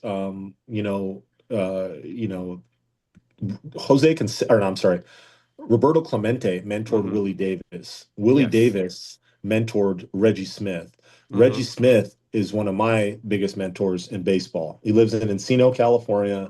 Is he still coaching? He's still coaching right now, right? Okay. Yeah, he's got his Reggie Smith Academy. One of the greatest switch hitters of all time. He's an advisor with the Dodgers. And so when he found out that I had a lineage or a connection with Willie Davis, he said, I want to mentor you. And he told me these stories about Roberto Clemente and he was just telling me all this stuff. But my biggest mentors in baseball that have mentored me, Sammy Blaylock at Rancho Bernardo High School, Reggie Smith, Augie, Coach Okay, Augie I out know of Coach Augie. Texas. Yeah. Yeah, Well, those legend, guys were absolute legend. yeah, those guys were all mentors to me, and they call me like the new old school, because I I like had that. them. Those guys, Hermosillo mentored me, Vickery mentored me, Bob Perry mentored me. All these well-known names in the game of baseball have mentored me. And it's interesting because a lot of my friends that are coaching affiliate, that have been coaching affiliate, Cordell Hippolito, bench coach with the Yeah. Dodgers, Mike Ramzotti, we all coached together. Brad Marcelino, he was the No, skipper Marcelino. for Great Britain. Okay. All these guys that are coaching affiliates, a lot of them are like, Ace, we wish we would have went your route. I was like, why is that? They said, because an affiliate, man, they're like, there's 20 of us, and sometimes we'll get tasked like, hey, just hit fungos for 2 hours. We don't want you to say anything to the athlete. Just go ahead and hit fungos for 2 hours. They Yep. said, you on the indie route, on the minor league route, it's grassroots. You're in charge of everything. You're in charge of development. You're in charge of the relationship aspect. You're the guy that's making the moves. And we wish we would have went that route rather than gone affiliate and trying to go back down. So I mean, for me, I'm blessed. I'm blessed with my opportunity, and I thank God, I thank Jesus Christ for giving me this opportunity and being able to breathe, the breath of life, and being able to try to work my way up. So, Yep.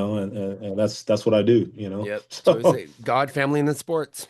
It's what we I always do want say. to. mhm. I do want to ask a question though. Not to Yes, be. I don't want to. I don't want to disrespect anyone's craft or no. anyone's realm of practice or anything. But there's also, what is the difference between indies and double A baseball?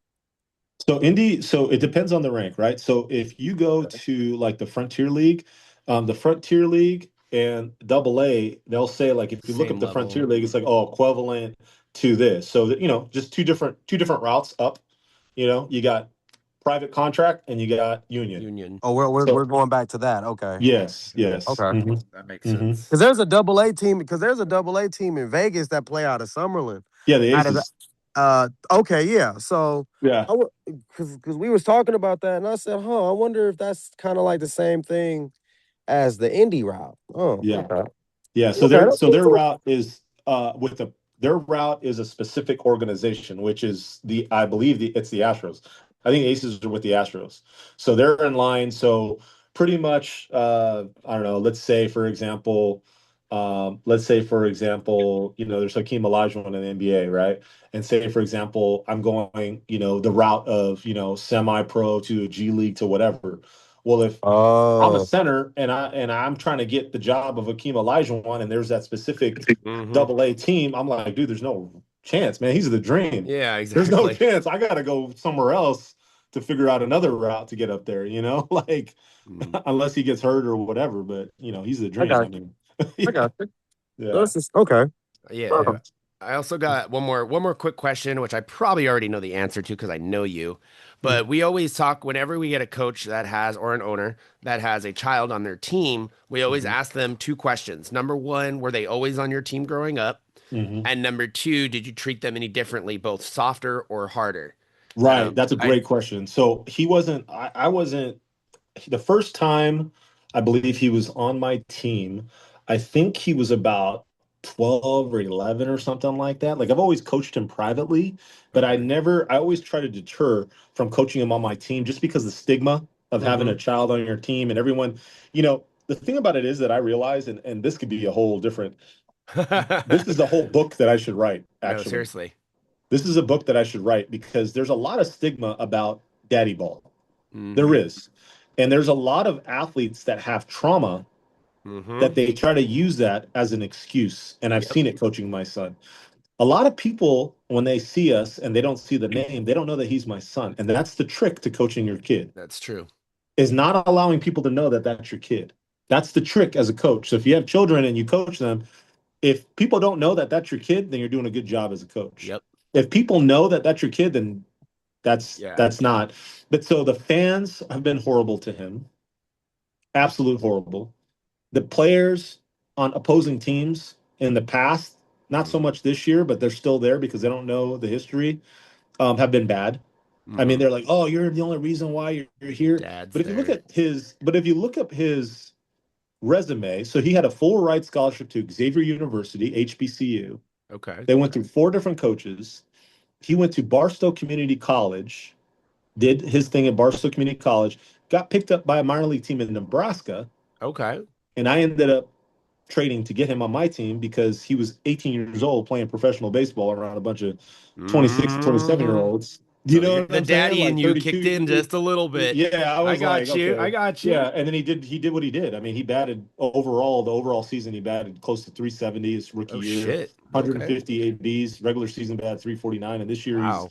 337. He's got a roughly 150 ABs, and he's playing. I mean, he's doing it up, and the Reds are looking at him right now in a team There in you go, France. bro. That's what I'm So I talking about. mean, Shout out to DJ. Hell yeah. yeah. So I mean, but his Hell mom yeah. played at Northridge. She was point guard at Northridge. Oh, So sick. It's in the yeah, blood, bro. It's in yeah, the yeah, blood. I On get that Northridge? part. yeah. Hell yeah, that's awesome. Yeah, because we get a Even out little of of Valley? both. We got coaches that are really, really, really tough on Mhm. purpose because of Yeah. their dad was tough on them, their grandpa was tough on Right. their dad, you know?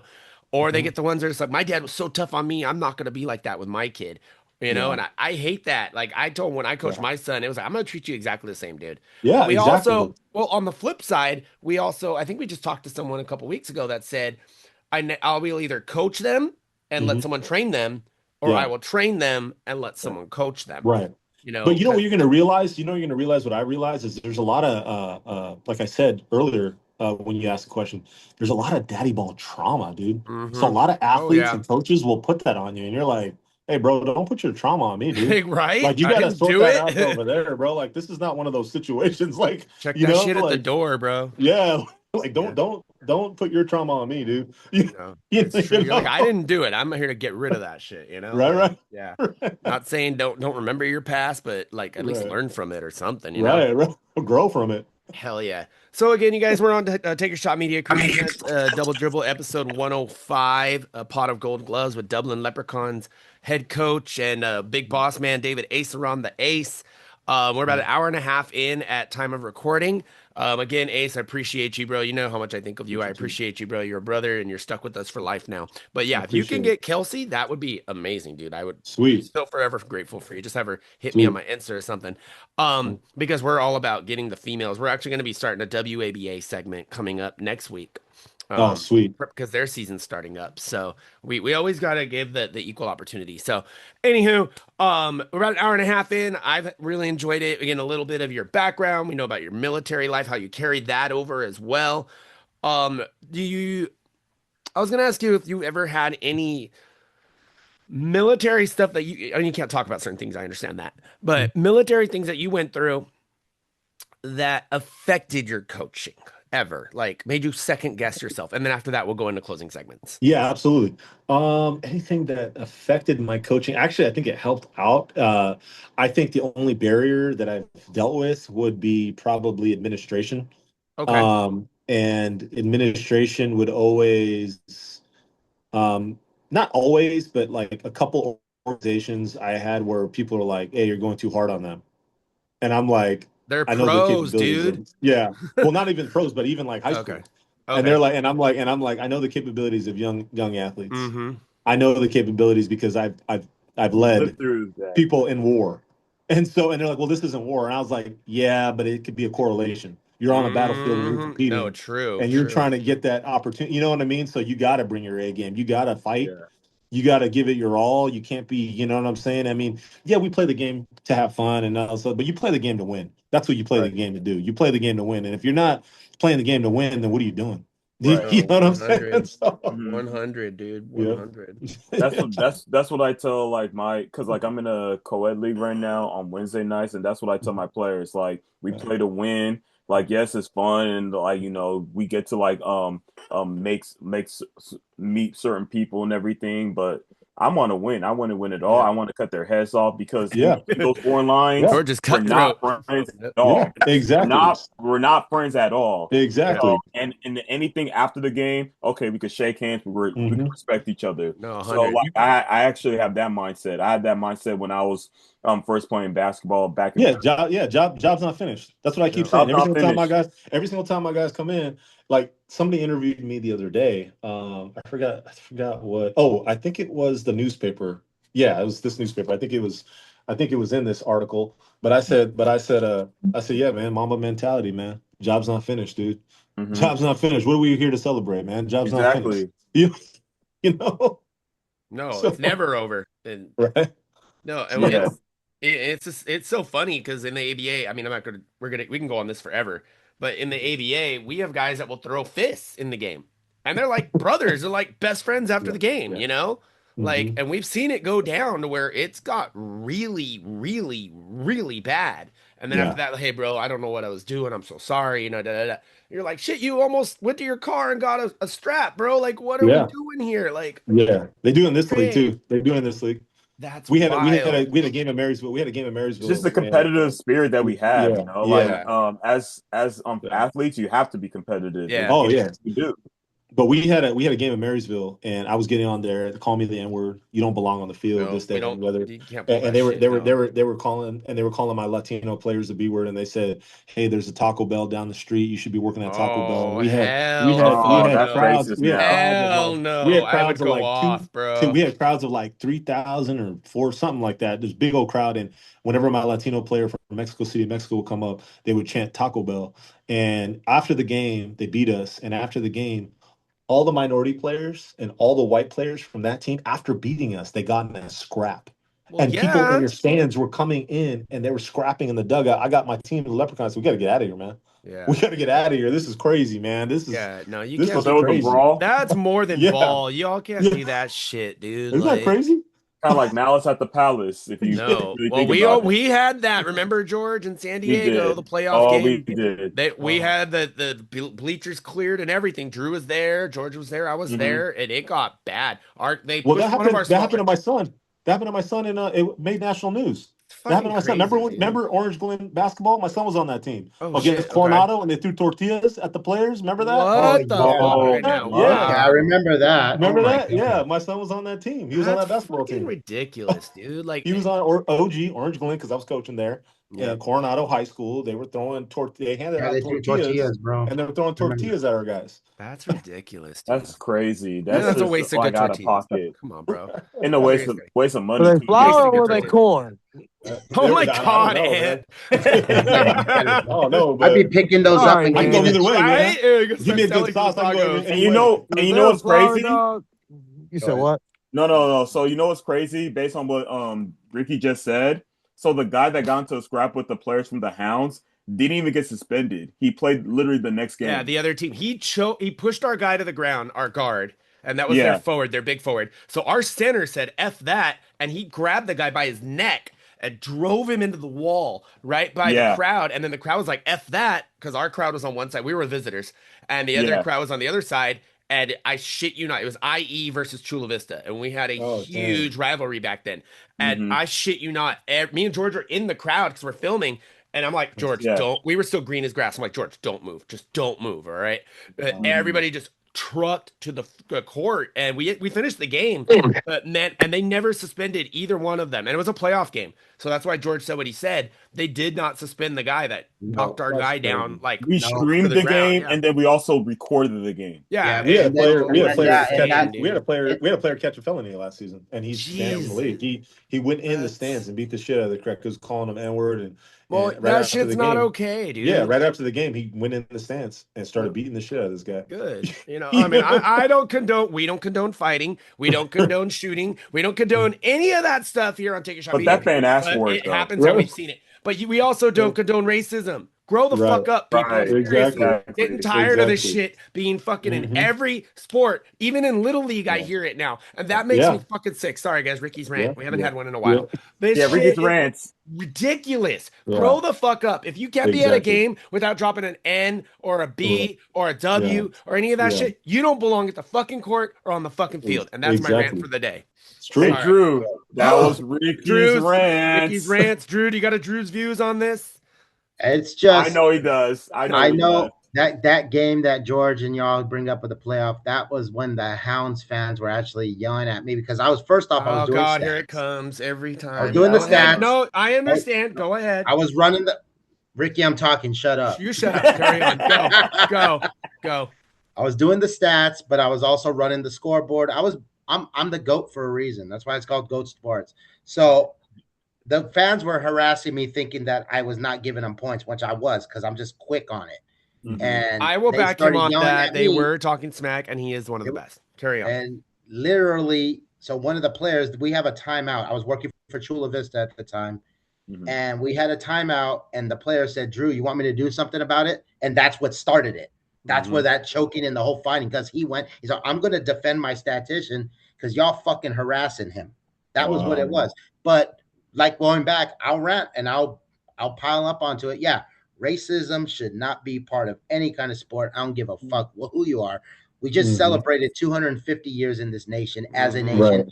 But and this the World nation, Cup's bringing everybody together right now. Yeah. 250 years of this nation's been around, but we've had so much controversy. We've had so much racism in this country that needs to stop. We literally had a group of 400 people marching that are literally a new Ku Klux Klan out in Washington, D.C. There it comes. It's coming, and guys. that to me is sick. If you guys were really true to your thing and your power of your white supremacy, then take your fucking mask off and be a real fucking man. That's what I'm going to say about and that. Ladies and gentlemen, that was Drew's views. And again, we joke, we chuckle, but we're 100% passionate about this stuff, you guys. And that's why we don't have filters here. I don't believe in filters. I believe in authenticity. So with that said, all my jerseys are authentic. I'm not replica, bro. God damn it. Drew, I was being serious. Why do you do that? That's serious too, bro. Anyways, again, you guys, episode 105, Pot of Gold Gloves. Before we get to our closing segment, does anybody else have anything they want to get out, say, comment, anything of that nature? Drew? I'm good. Let's go to that closing. George? No, I'm good. Let's go to that closing like Drew said. Ant? Oh, man, I'm good, bro. This was fun, man. I'm just hungry. I told y'all he would be fun. Ace, I told you I got chuckleheads, bro. This was fun. It's a leprechaun. It's like 3 foot tall. Oh, God, just stop. Just stop while you're ahead. Stop. Exactly. Stop. Warwick Davis is good. Oh, my God. Question. Here we go. Is there a way you could get Warwick Davis to come up dressed up as a leprechaun at one of your games? How amazing. How in our I could. We have a mascot and everything. That would be Drew gonna get his band, bro. Drew, shut up. God damn, bro. Band, bro. Oh, Drew, my we're God. not on Rumble. That guy's a legend as an actor, bro. We're not on Rumble, Drew. All right, y'all. Since we are interviewing a coach, it's only right that we start with the coach. So this segment, Ace, is called Coach's Corner. So usually Coach Anthony will come out with something coach related. It might be actual plays. It might be a setup. It might be the way you think. So Coach Ant, Coach's Corner, my dude. Okay, so normally it'll be a basketball question, but I'm gonna switch it to baseball today. I want to ask you this: the World Series last year, the Blue Jays lost that game. The Blue Jays lost 6 and 7. If you notice, they lost 6 and 7 twice. They lost the same way twice. If you were the manager of the Blue Jays, Ooh, this is good. Maybe that's not a great question, but what do you think you could have done? What do you think you would have done to prevent that double play for 6 and 7, or for either 6 and 7, or for one of those games? Mickey. So, carry on. Kurt is a slow runner. There's a guy at first. There's so many different possibilities. I mean, when you're in a fight or you're in a level of competition, you have to use everything that you can in order to win. So potentially put on a hit and run, potentially drop down a bunt down the third baseline or something to kind of disrupt a pattern, because baseball is all about rhythm. And I think a lot of sports are all about rhythm. So the rhythm, and I was taught this by my mentor. He said you could either use a rhythm with you, for you can use a rhythm against you, or you can figure out what the rhythm is and just go with it and just so it's all rhythmic. So when something's off, so I was really huge into geometry growing up. They actually nicknamed me Euclid, which is one of the inventors of geometry. So I'm able to visually see something and see if a pattern works or pattern doesn't work. So as a coach, you have to kind of understand that, and you have to have a personal relationship with your athletes. And I think if I was him, I would do that. I would be like, you know what? Because it's funny because it's a great question because I'm a Dodgers guy. You know what I mean? So I'm like, I'm not trying to say screw the Blue Jays because Marika, that's her team, whatever, and she's Canadian. Nah, That's a great question. for That's a sure. great question. For Yeah. sure. Cause I'm gonna tell you something, man. Listen, that I can't remember the last time I was on the edge of my seat Mhm. for not just baseball, but a sporting event. Like, bro, literally on the edge of my seat the entire time. Hmm. The entire time. Right. And like, I'll even do you one better. And you don't even have to answer this because we're gonna go to Drew next. But I want you to think about what was that, game 3 or game 4? Dodgers Houston. Game was so long they ran out of commercials. I love Yeah. that. Oh, I I think that remember. was the Yeah. I think the Red Sox did that too. Like, Yeah. bro, they ran it, bro. The game was so long. And then we're talking about that Definitely. Red Sox team that was loaded. Hmm. That they were loaded, bro. We had a pisser's chance in winning that series, bro. If that But the 2018, if that was 2018, that's still the year they cheated. Putting it no, out there. Oh Alex yeah, the the Cora, cheater. 2018, they cheated because Altuve. Alex, but no. 17 was the Astros. Here we go, another rant. 17 was the Astros, Keith okay? And Rant. they had Alex Cora and Carlos Beltran. Beltran was a player at the time. Alex Cora was the manager, I believe. Astros oh won the World wow, Series in that was 17. Hang 18. on, there's more. There's more. So they win in 17 because of the trash cans.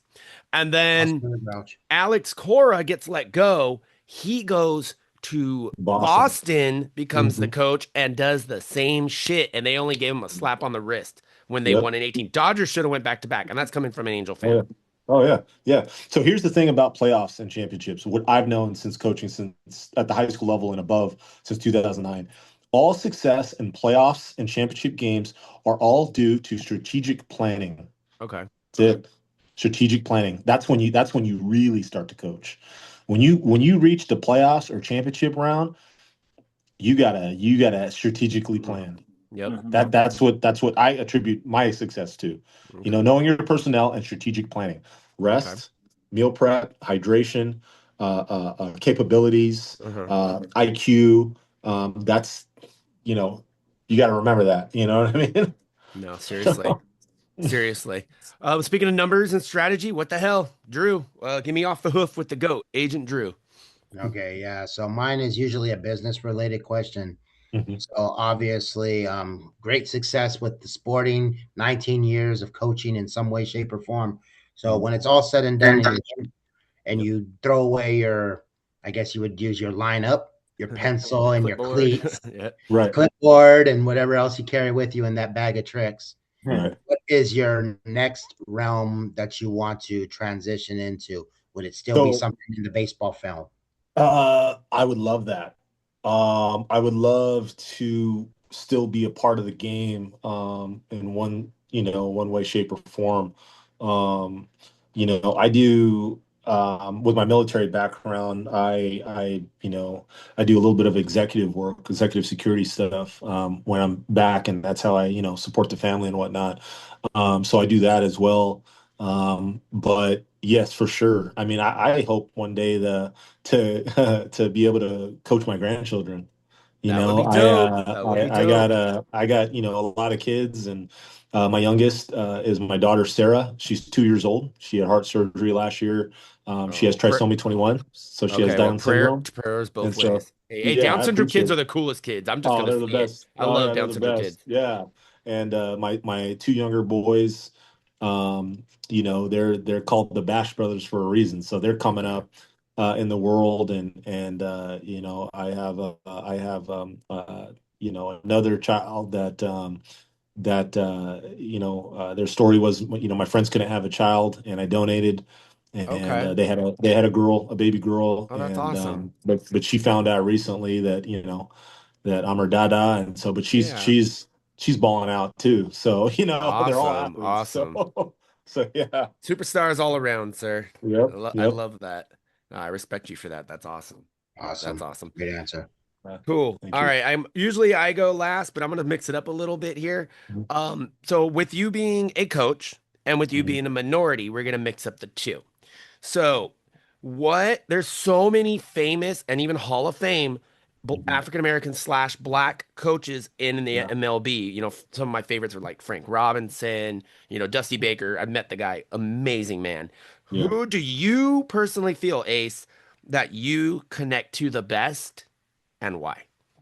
As a minority coach, As a minority coach. I like Ron Washington. Oh, I do I've like actually Dusty met Ron. Baker. I work at Yeah, Angels, so I yeah, met Ron. Okay. yeah. Ron Washington. Dusty Baker's amazing as a minority. Reggie Smith actually as a minority coach. Um, I mean, there's, um, you know, what I always go back to be honest with you, in my head, it's kind of like a mantra, is Jackie Robinson's last retirement speech when he said, "I hope that one day I look down to the My third children. baseline, you know what I mean, and I see a black coach in the third base batter's box as a head, you know what I mean? And so when I walk across the diamond around home plate and I go to third base, when I have my shoulders back and my chin up, that's what I think of. I think of that speech. That just hit me And then right when people are talking trash to me, Yep. I'm like, I know what I represent. Exactly. You know, Where you you know? came from, exactly. Just think of 42, bro. Yep, exactly. Absolutely. Well, Exactly. follow up. I know I believe Frank Robinson was one of the first Mhm. at Black American coach. If you had a chance to talk to Frank, what would you want to tell him? I would tell him, how'd you do it? I'd ask him I'd ask him, why aren't we helping each other out? Mm-hmm. You know, there's guys in the business right now that you see a guy like me that's been grinding, and that's fine. I don't want any handouts. That's cool because it makes it that much more sweeter Special. when I make it. Yeah, Yep. but still, in the same sense, it's like, really? Yeah. You know what I That's mean? It's all like, of yeah, us right sir, here. how'd you do it, sir? How'd you do it? How'd you Mhm. endure? How did you What how he did went you through and is maybe that's a insane. simple Yeah. answer, but I just want to be around you to kind of just, Mm-hmm. like I'm around Reggie Smith, like mentor me, sir. Mm-hmm. You know what I mean? Let me know because I'm a young guy that's still hungry. And I think I attribute my success to always being a student. I don't know everything. I don't know a lot. And I still have that hunger to learn, Mm-hmm. where I think some coaches don't have that. I think some coaches walk around with ego and pride. And yeah, I have probably ego and pride, but like I'm always willing to learn. You know what I'm saying? Like I want to learn. I Yeah, still want to learn. You know? exactly. Always, There's the always a the student. quote that literally says, "We don't get old because we give up. We get old because we stop learning." Yep. Mm-hmm. It's true. So you got to And be a student every day. you Yep. want to talk about a student of the game? This guy, I want to see what he says because he's a Or basketball actually, Dave guy. Roberts. I'm sorry, No, Dave Dave Roberts Roberts. too. Oh, Dave. Sorry. And it's Dave Roberts, my funny, bad. it's I had funny to you mention mentioned that. Dave Roberts because let's be real, Dave Roberts didn't make the All-Star team all the time. He wasn't a Yeah. super power hitter, but he's Yeah. had some big moments in his life and he's carried that over. And he's a double minority, mind you. Yeah. And dude's going to be a Hall of Fame manager now. So Yes. shout out to And him. he's And from that's San coming from an Diego. Angel fan. And he's from San Diego. Yeah. That's coming from an Angel fan, just saying. So, and he deserves it. Well deserved, Yeah. And the fact, not just because of what he does on the field, but because of what he does off the field as well, as you Exactly. said during the show. So shout out to Dave Exactly. Roberts. If you're ever Yeah. watching this for some crazy psycho Mhm. odd reason, we'll definitely get you on the show because you're one of the We're gonna best. hashtag So, him onto this. hashtag him. Let's tag him for sure. Yeah. Yeah. Okay, so our next segment is one of our favorites because we never know what this guy's gonna come up with. It's called Fab Five, and it's the Fab Five of, and then whatever he picks. And being baseball related or LA, maybe San Francisco related, I can't wait. George, you're on, my dude. All right, man. First of all, Ace, thank you for coming to our show. It's been an honor speaking with you, man. I know I could tell like how much of a hard-nosed coach you are towards your players because you don't want to like just shit on them. You know, you just want to like make them better, not only as athletes but as men. So based on this question, who would be your Fab Five hard-nosed baseball of all time? Ooh. It could be from MLB. It could be from any era. Damn, I think You George said just Fab got the Five question of the athletes? hard-nosed baseball player. hard-nosed baseball baseball player. players. Yeah, baseball player. Okay. Players or coaches? Alba mentality. Players or coaches? It could be players, but you could do coaches too if you have coaches. Oh, there's Okay. plenty of those out there. Trust me. Well, obviously, Lou you know, Piniella, people like that. you got to go with Jackie Robinson, number one. Mhm. He endured. He did so much stuff, and I mean, he did stuff for our country. He did, stuff for the community. He did so much. So number one, Jackie Robinson, 4-letter out, UCLA, a lieutenant in the United States Army. I mean, he was just a pioneer. He was a pioneer. Josh Gibson never had the opportunity to play. The They African called American. him. They called call him. Yeah, they called him the Black Babe the Ruth. Black Babe Ruth. Yeah, I mean, I was literally even gonna get to Babe that. Ruth, even they called Babe Ruth the white Josh Gibson.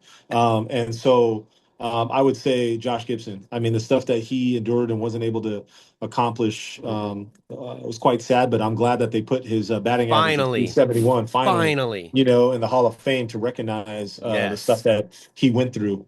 Babe Ruth. I mean, Babe Ruth. He's a guy that grew up in the orphanage, grew up in Baltimore. Signed as a pitcher at 19 years old and in Baltimore, and he was a pioneer. I mean, he was the first one to hit 10 home runs, 20 home runs, 30 home runs, 40 home runs, 50 home runs. I mean, he hit more home runs than a lot of teams combined. I mean, he was the one that perfected the long ball.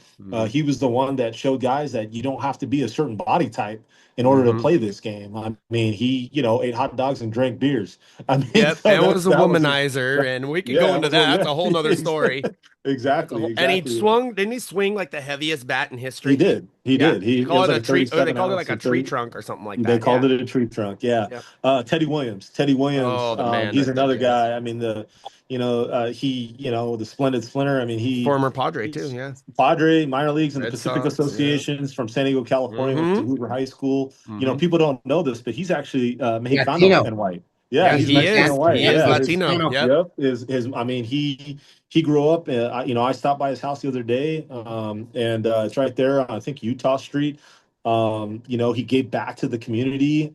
He's a military too. Did. Yep. Yeah, he was a fighter pilot. He's one of the top 5 percentiles with best vision. As a fighter pilot in the United States Navy aviation or Marine Corps or Naval Aviation Corps. I'm sorry, and he's another guy. And the fifth one, this last slot that I'm going to give up as far as hard-nosed players. Man, I can go with so many different guys. But I don't know about hard-nosed, but I know about consistency and community, and that's Tony Gwynn. Tony Gwynn was the guy that, even though he's not my favorite player is actually Steve Finley. But Tony Gwynn did so much for the community. His mentor was Ted Williams. He was just a great man. And, it's a shame that even though we recognize him as a ball player, we need to recognize him as a man first and foremost, because he did so much for so many people. And I know Drew would agree with me. I mean, he did so much, man, going to Radius Children's Hospital and the Cancer Center, donating to the communities, giving back to the communities. I mean, it was a shame when they had his travel ball team and, there wasn't a single minority on the team when they first had it. And they were playing loud rap music, bringing it to speaker. I was like, that's not what he was about. Like, what are we doing here? You know what I'm saying? And parents were paying $450 a month, for their club team. I said, dude, you got to go back down to the urban youth, because that's what Gwen was about. He wasn't about, all that stuff. So, but anyways, those are my top 5. Oh, that's a hell of a list, my dude. Oh my God. Yeah, man. Again, y'all are tuning in at time of recording. We're almost to 12 o'clock noon here in California. We're episode number 105 of Double Dribble, a pot of gold gloves with Dublin Leprechauns head coach, main man, player whenever he wants to be, former player, former military man, just all around cool dude, David Aceron, the ace. Ace, we're gonna go and do our closing messages now. It's kind of like Jerry Springer's final thought. There I go, aging myself again. Jerry Springer's final thought. Everybody will go around and do that really quick, and then I usually do a closing question, and then we're good to go. It's been a lot of fun. I told you we were gonna gel, bro. I told them we were gonna gel with you. I told you were gonna gel with them, and it absolutely has been a great show. So I appreciate you sticking around. Longest show almost I think we've had in the 105 shows so far, but one of the funnest. So with that said, who do we start with, Coach Anthony? Closing message. And listen, it takes a village, man, and your village is awesome. It's been thank you first and foremost. Thank you for your service. Thank you for your family's service and everything. It's been a pleasure and an honor to get a chance to pick your brain and learn from you and everything. And uh, wow, this has been fun. You a good dude, man. You a good person. You're a stand-up person, man. Don't ever change. Stand for something or you'll fall for anything. Ooh, I like that. Keep going, man. That's the best way I can do, man. And don't ever think that you're not making a positive impact in the realm in which you were chosen to be. And right now, this is your space. Continue to own it. Thank you. Continue to own it, like no one else will. And eventually, in due time, well, just like with anything, in due time, you'll get what you deserve. Appreciate And, it. Thank you and so much, just sir. keep going, brother. Thank you, man. I appreciate 100. you. 100. Yes, Agent sir. Drew. Agent Drew. Yeah, it's just going off a coach, it's a credit to your craft.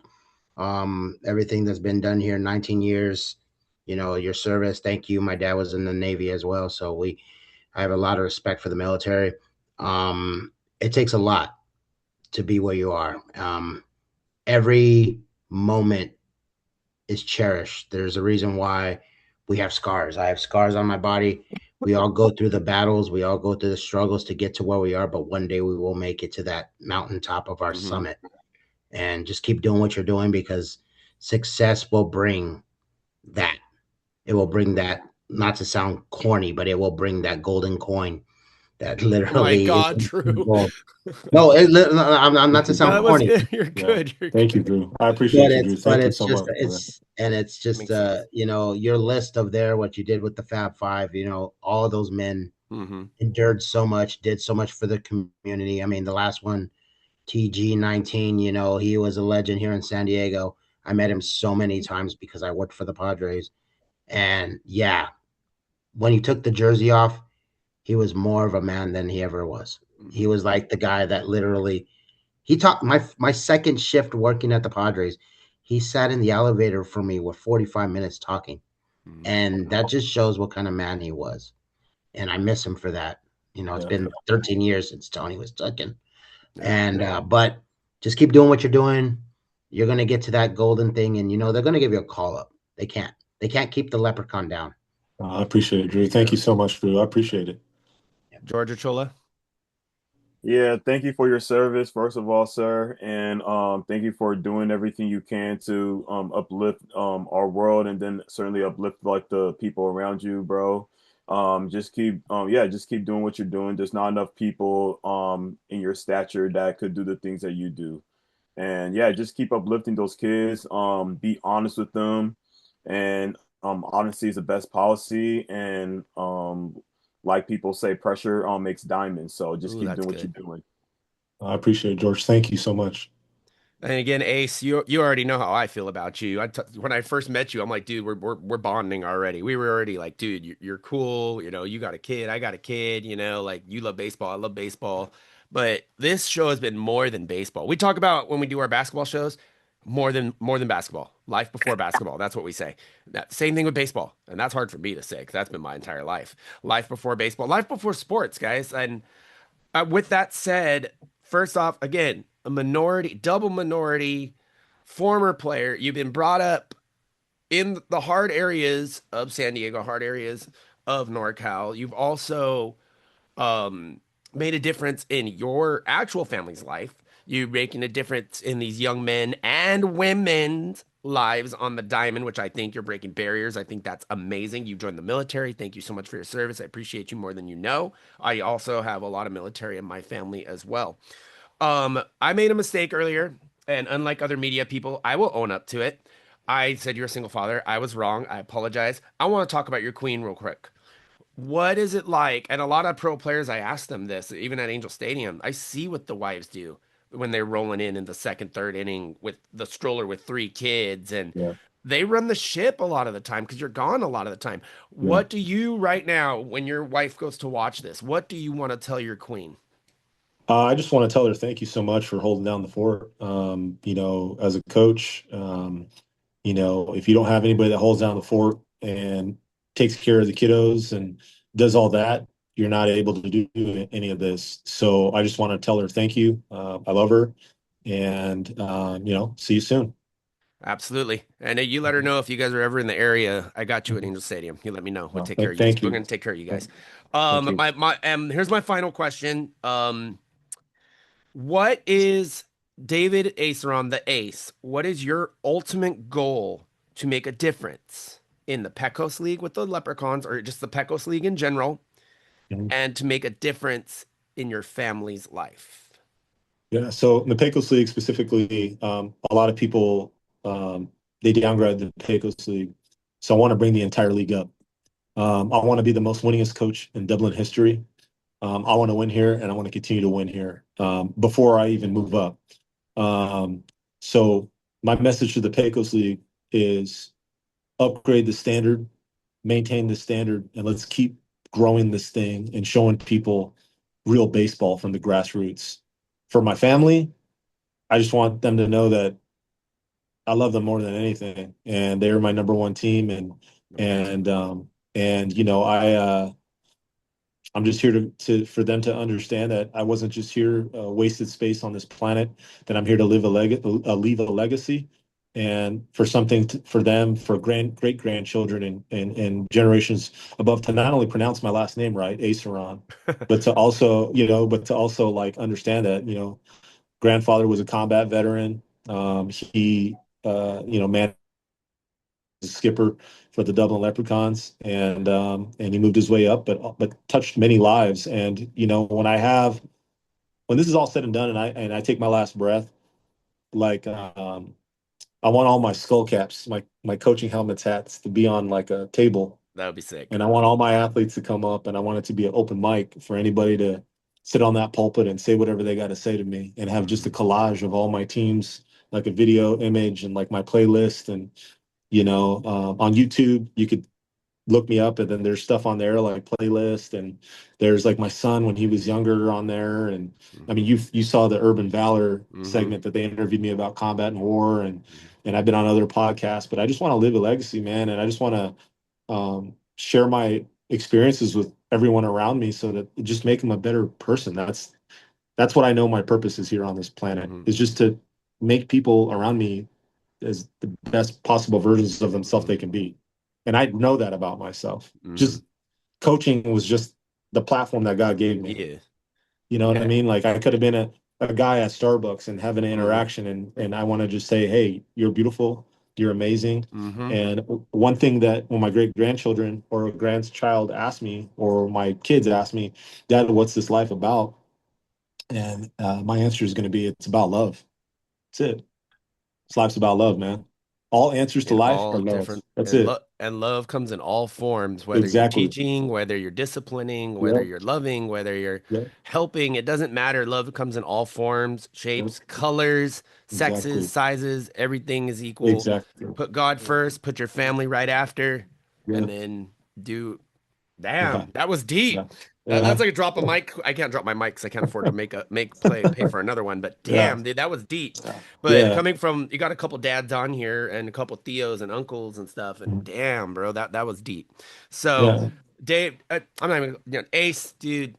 Again, longest show we've ever done, I think. But one of the best, one of the most heart feeling. I think I say this to a lot of my guests, and I won't say it unless I mean it. But you're making a difference. You're going to make a difference. Your children are going to make a difference because of the example they had. We talked about off air stuff that you went through, and it's turned you into the man you are. What you've done for your kids is going to affect someone later on. And we appreciate you, Yeah. homeless, everything you're doing. You're changing lives even when you don't even know it. So I want to I put that really out there. appreciate that. I really appreciate that, brother. And I just want to say, from the bottom of my heart, thank you guys for your time. Thank you so much for sharing your stories and your life with me and this time with me. And just know that we're all brothers, man. We're all connected here. So Absolutely. if you guys need anything, I got you guys, man. And I don't take that lightly. No, And I so, know and I you don't do. offer that to anybody. But I just want to say thank you so much, guys, for having me on here. I really appreciate it. No, I appreciate you, Coach. You know that. And then we'll talk to Kelsey so we could set that up. Maybe you can join the show too, and that would be pretty awesome because she's doing big things right now, and All you right. were part of that. So I'm just putting that out there. So again, you guys, our final note. This was Take Your Shot Media Crew presents Double Dribble, episode number 105, a pot of gold gloves.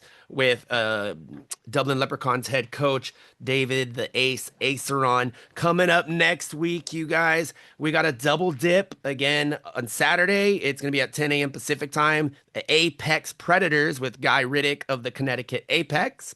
And on Sunday at 12 p.m., we'll be sounding off with our very first WABA segment with ABA front office member Damon Cannon. It's going to be a lot of fun, guys. A lot of different areas will get covered. It's going to be a lot of fun. Again, guys, happy belated 4th of July. If your guys are still having 4th of July parties today, be safe, enjoy, put your family first. Love your family first. On behalf of, conspicuous by his absence, the commentator, the Rizzler, Joshua Pangan, who's glued to a TV watching World Cup stuff. Appreciate him. On behalf of the coach, Anthony McNeely, the agent Drew Sanchez, the Go Baller George Ochoa, I'm Double R Ricky Rodriguez. Want to thank you so much for joining us for episode 105. You guys have an amazing, safe rest of your 4th of July holiday weekend. Remember to love on your family, cherish your family, and remember, when life hands you the ball, Take your shot. shot. Good Good shot. shot. Bye, We're out of here.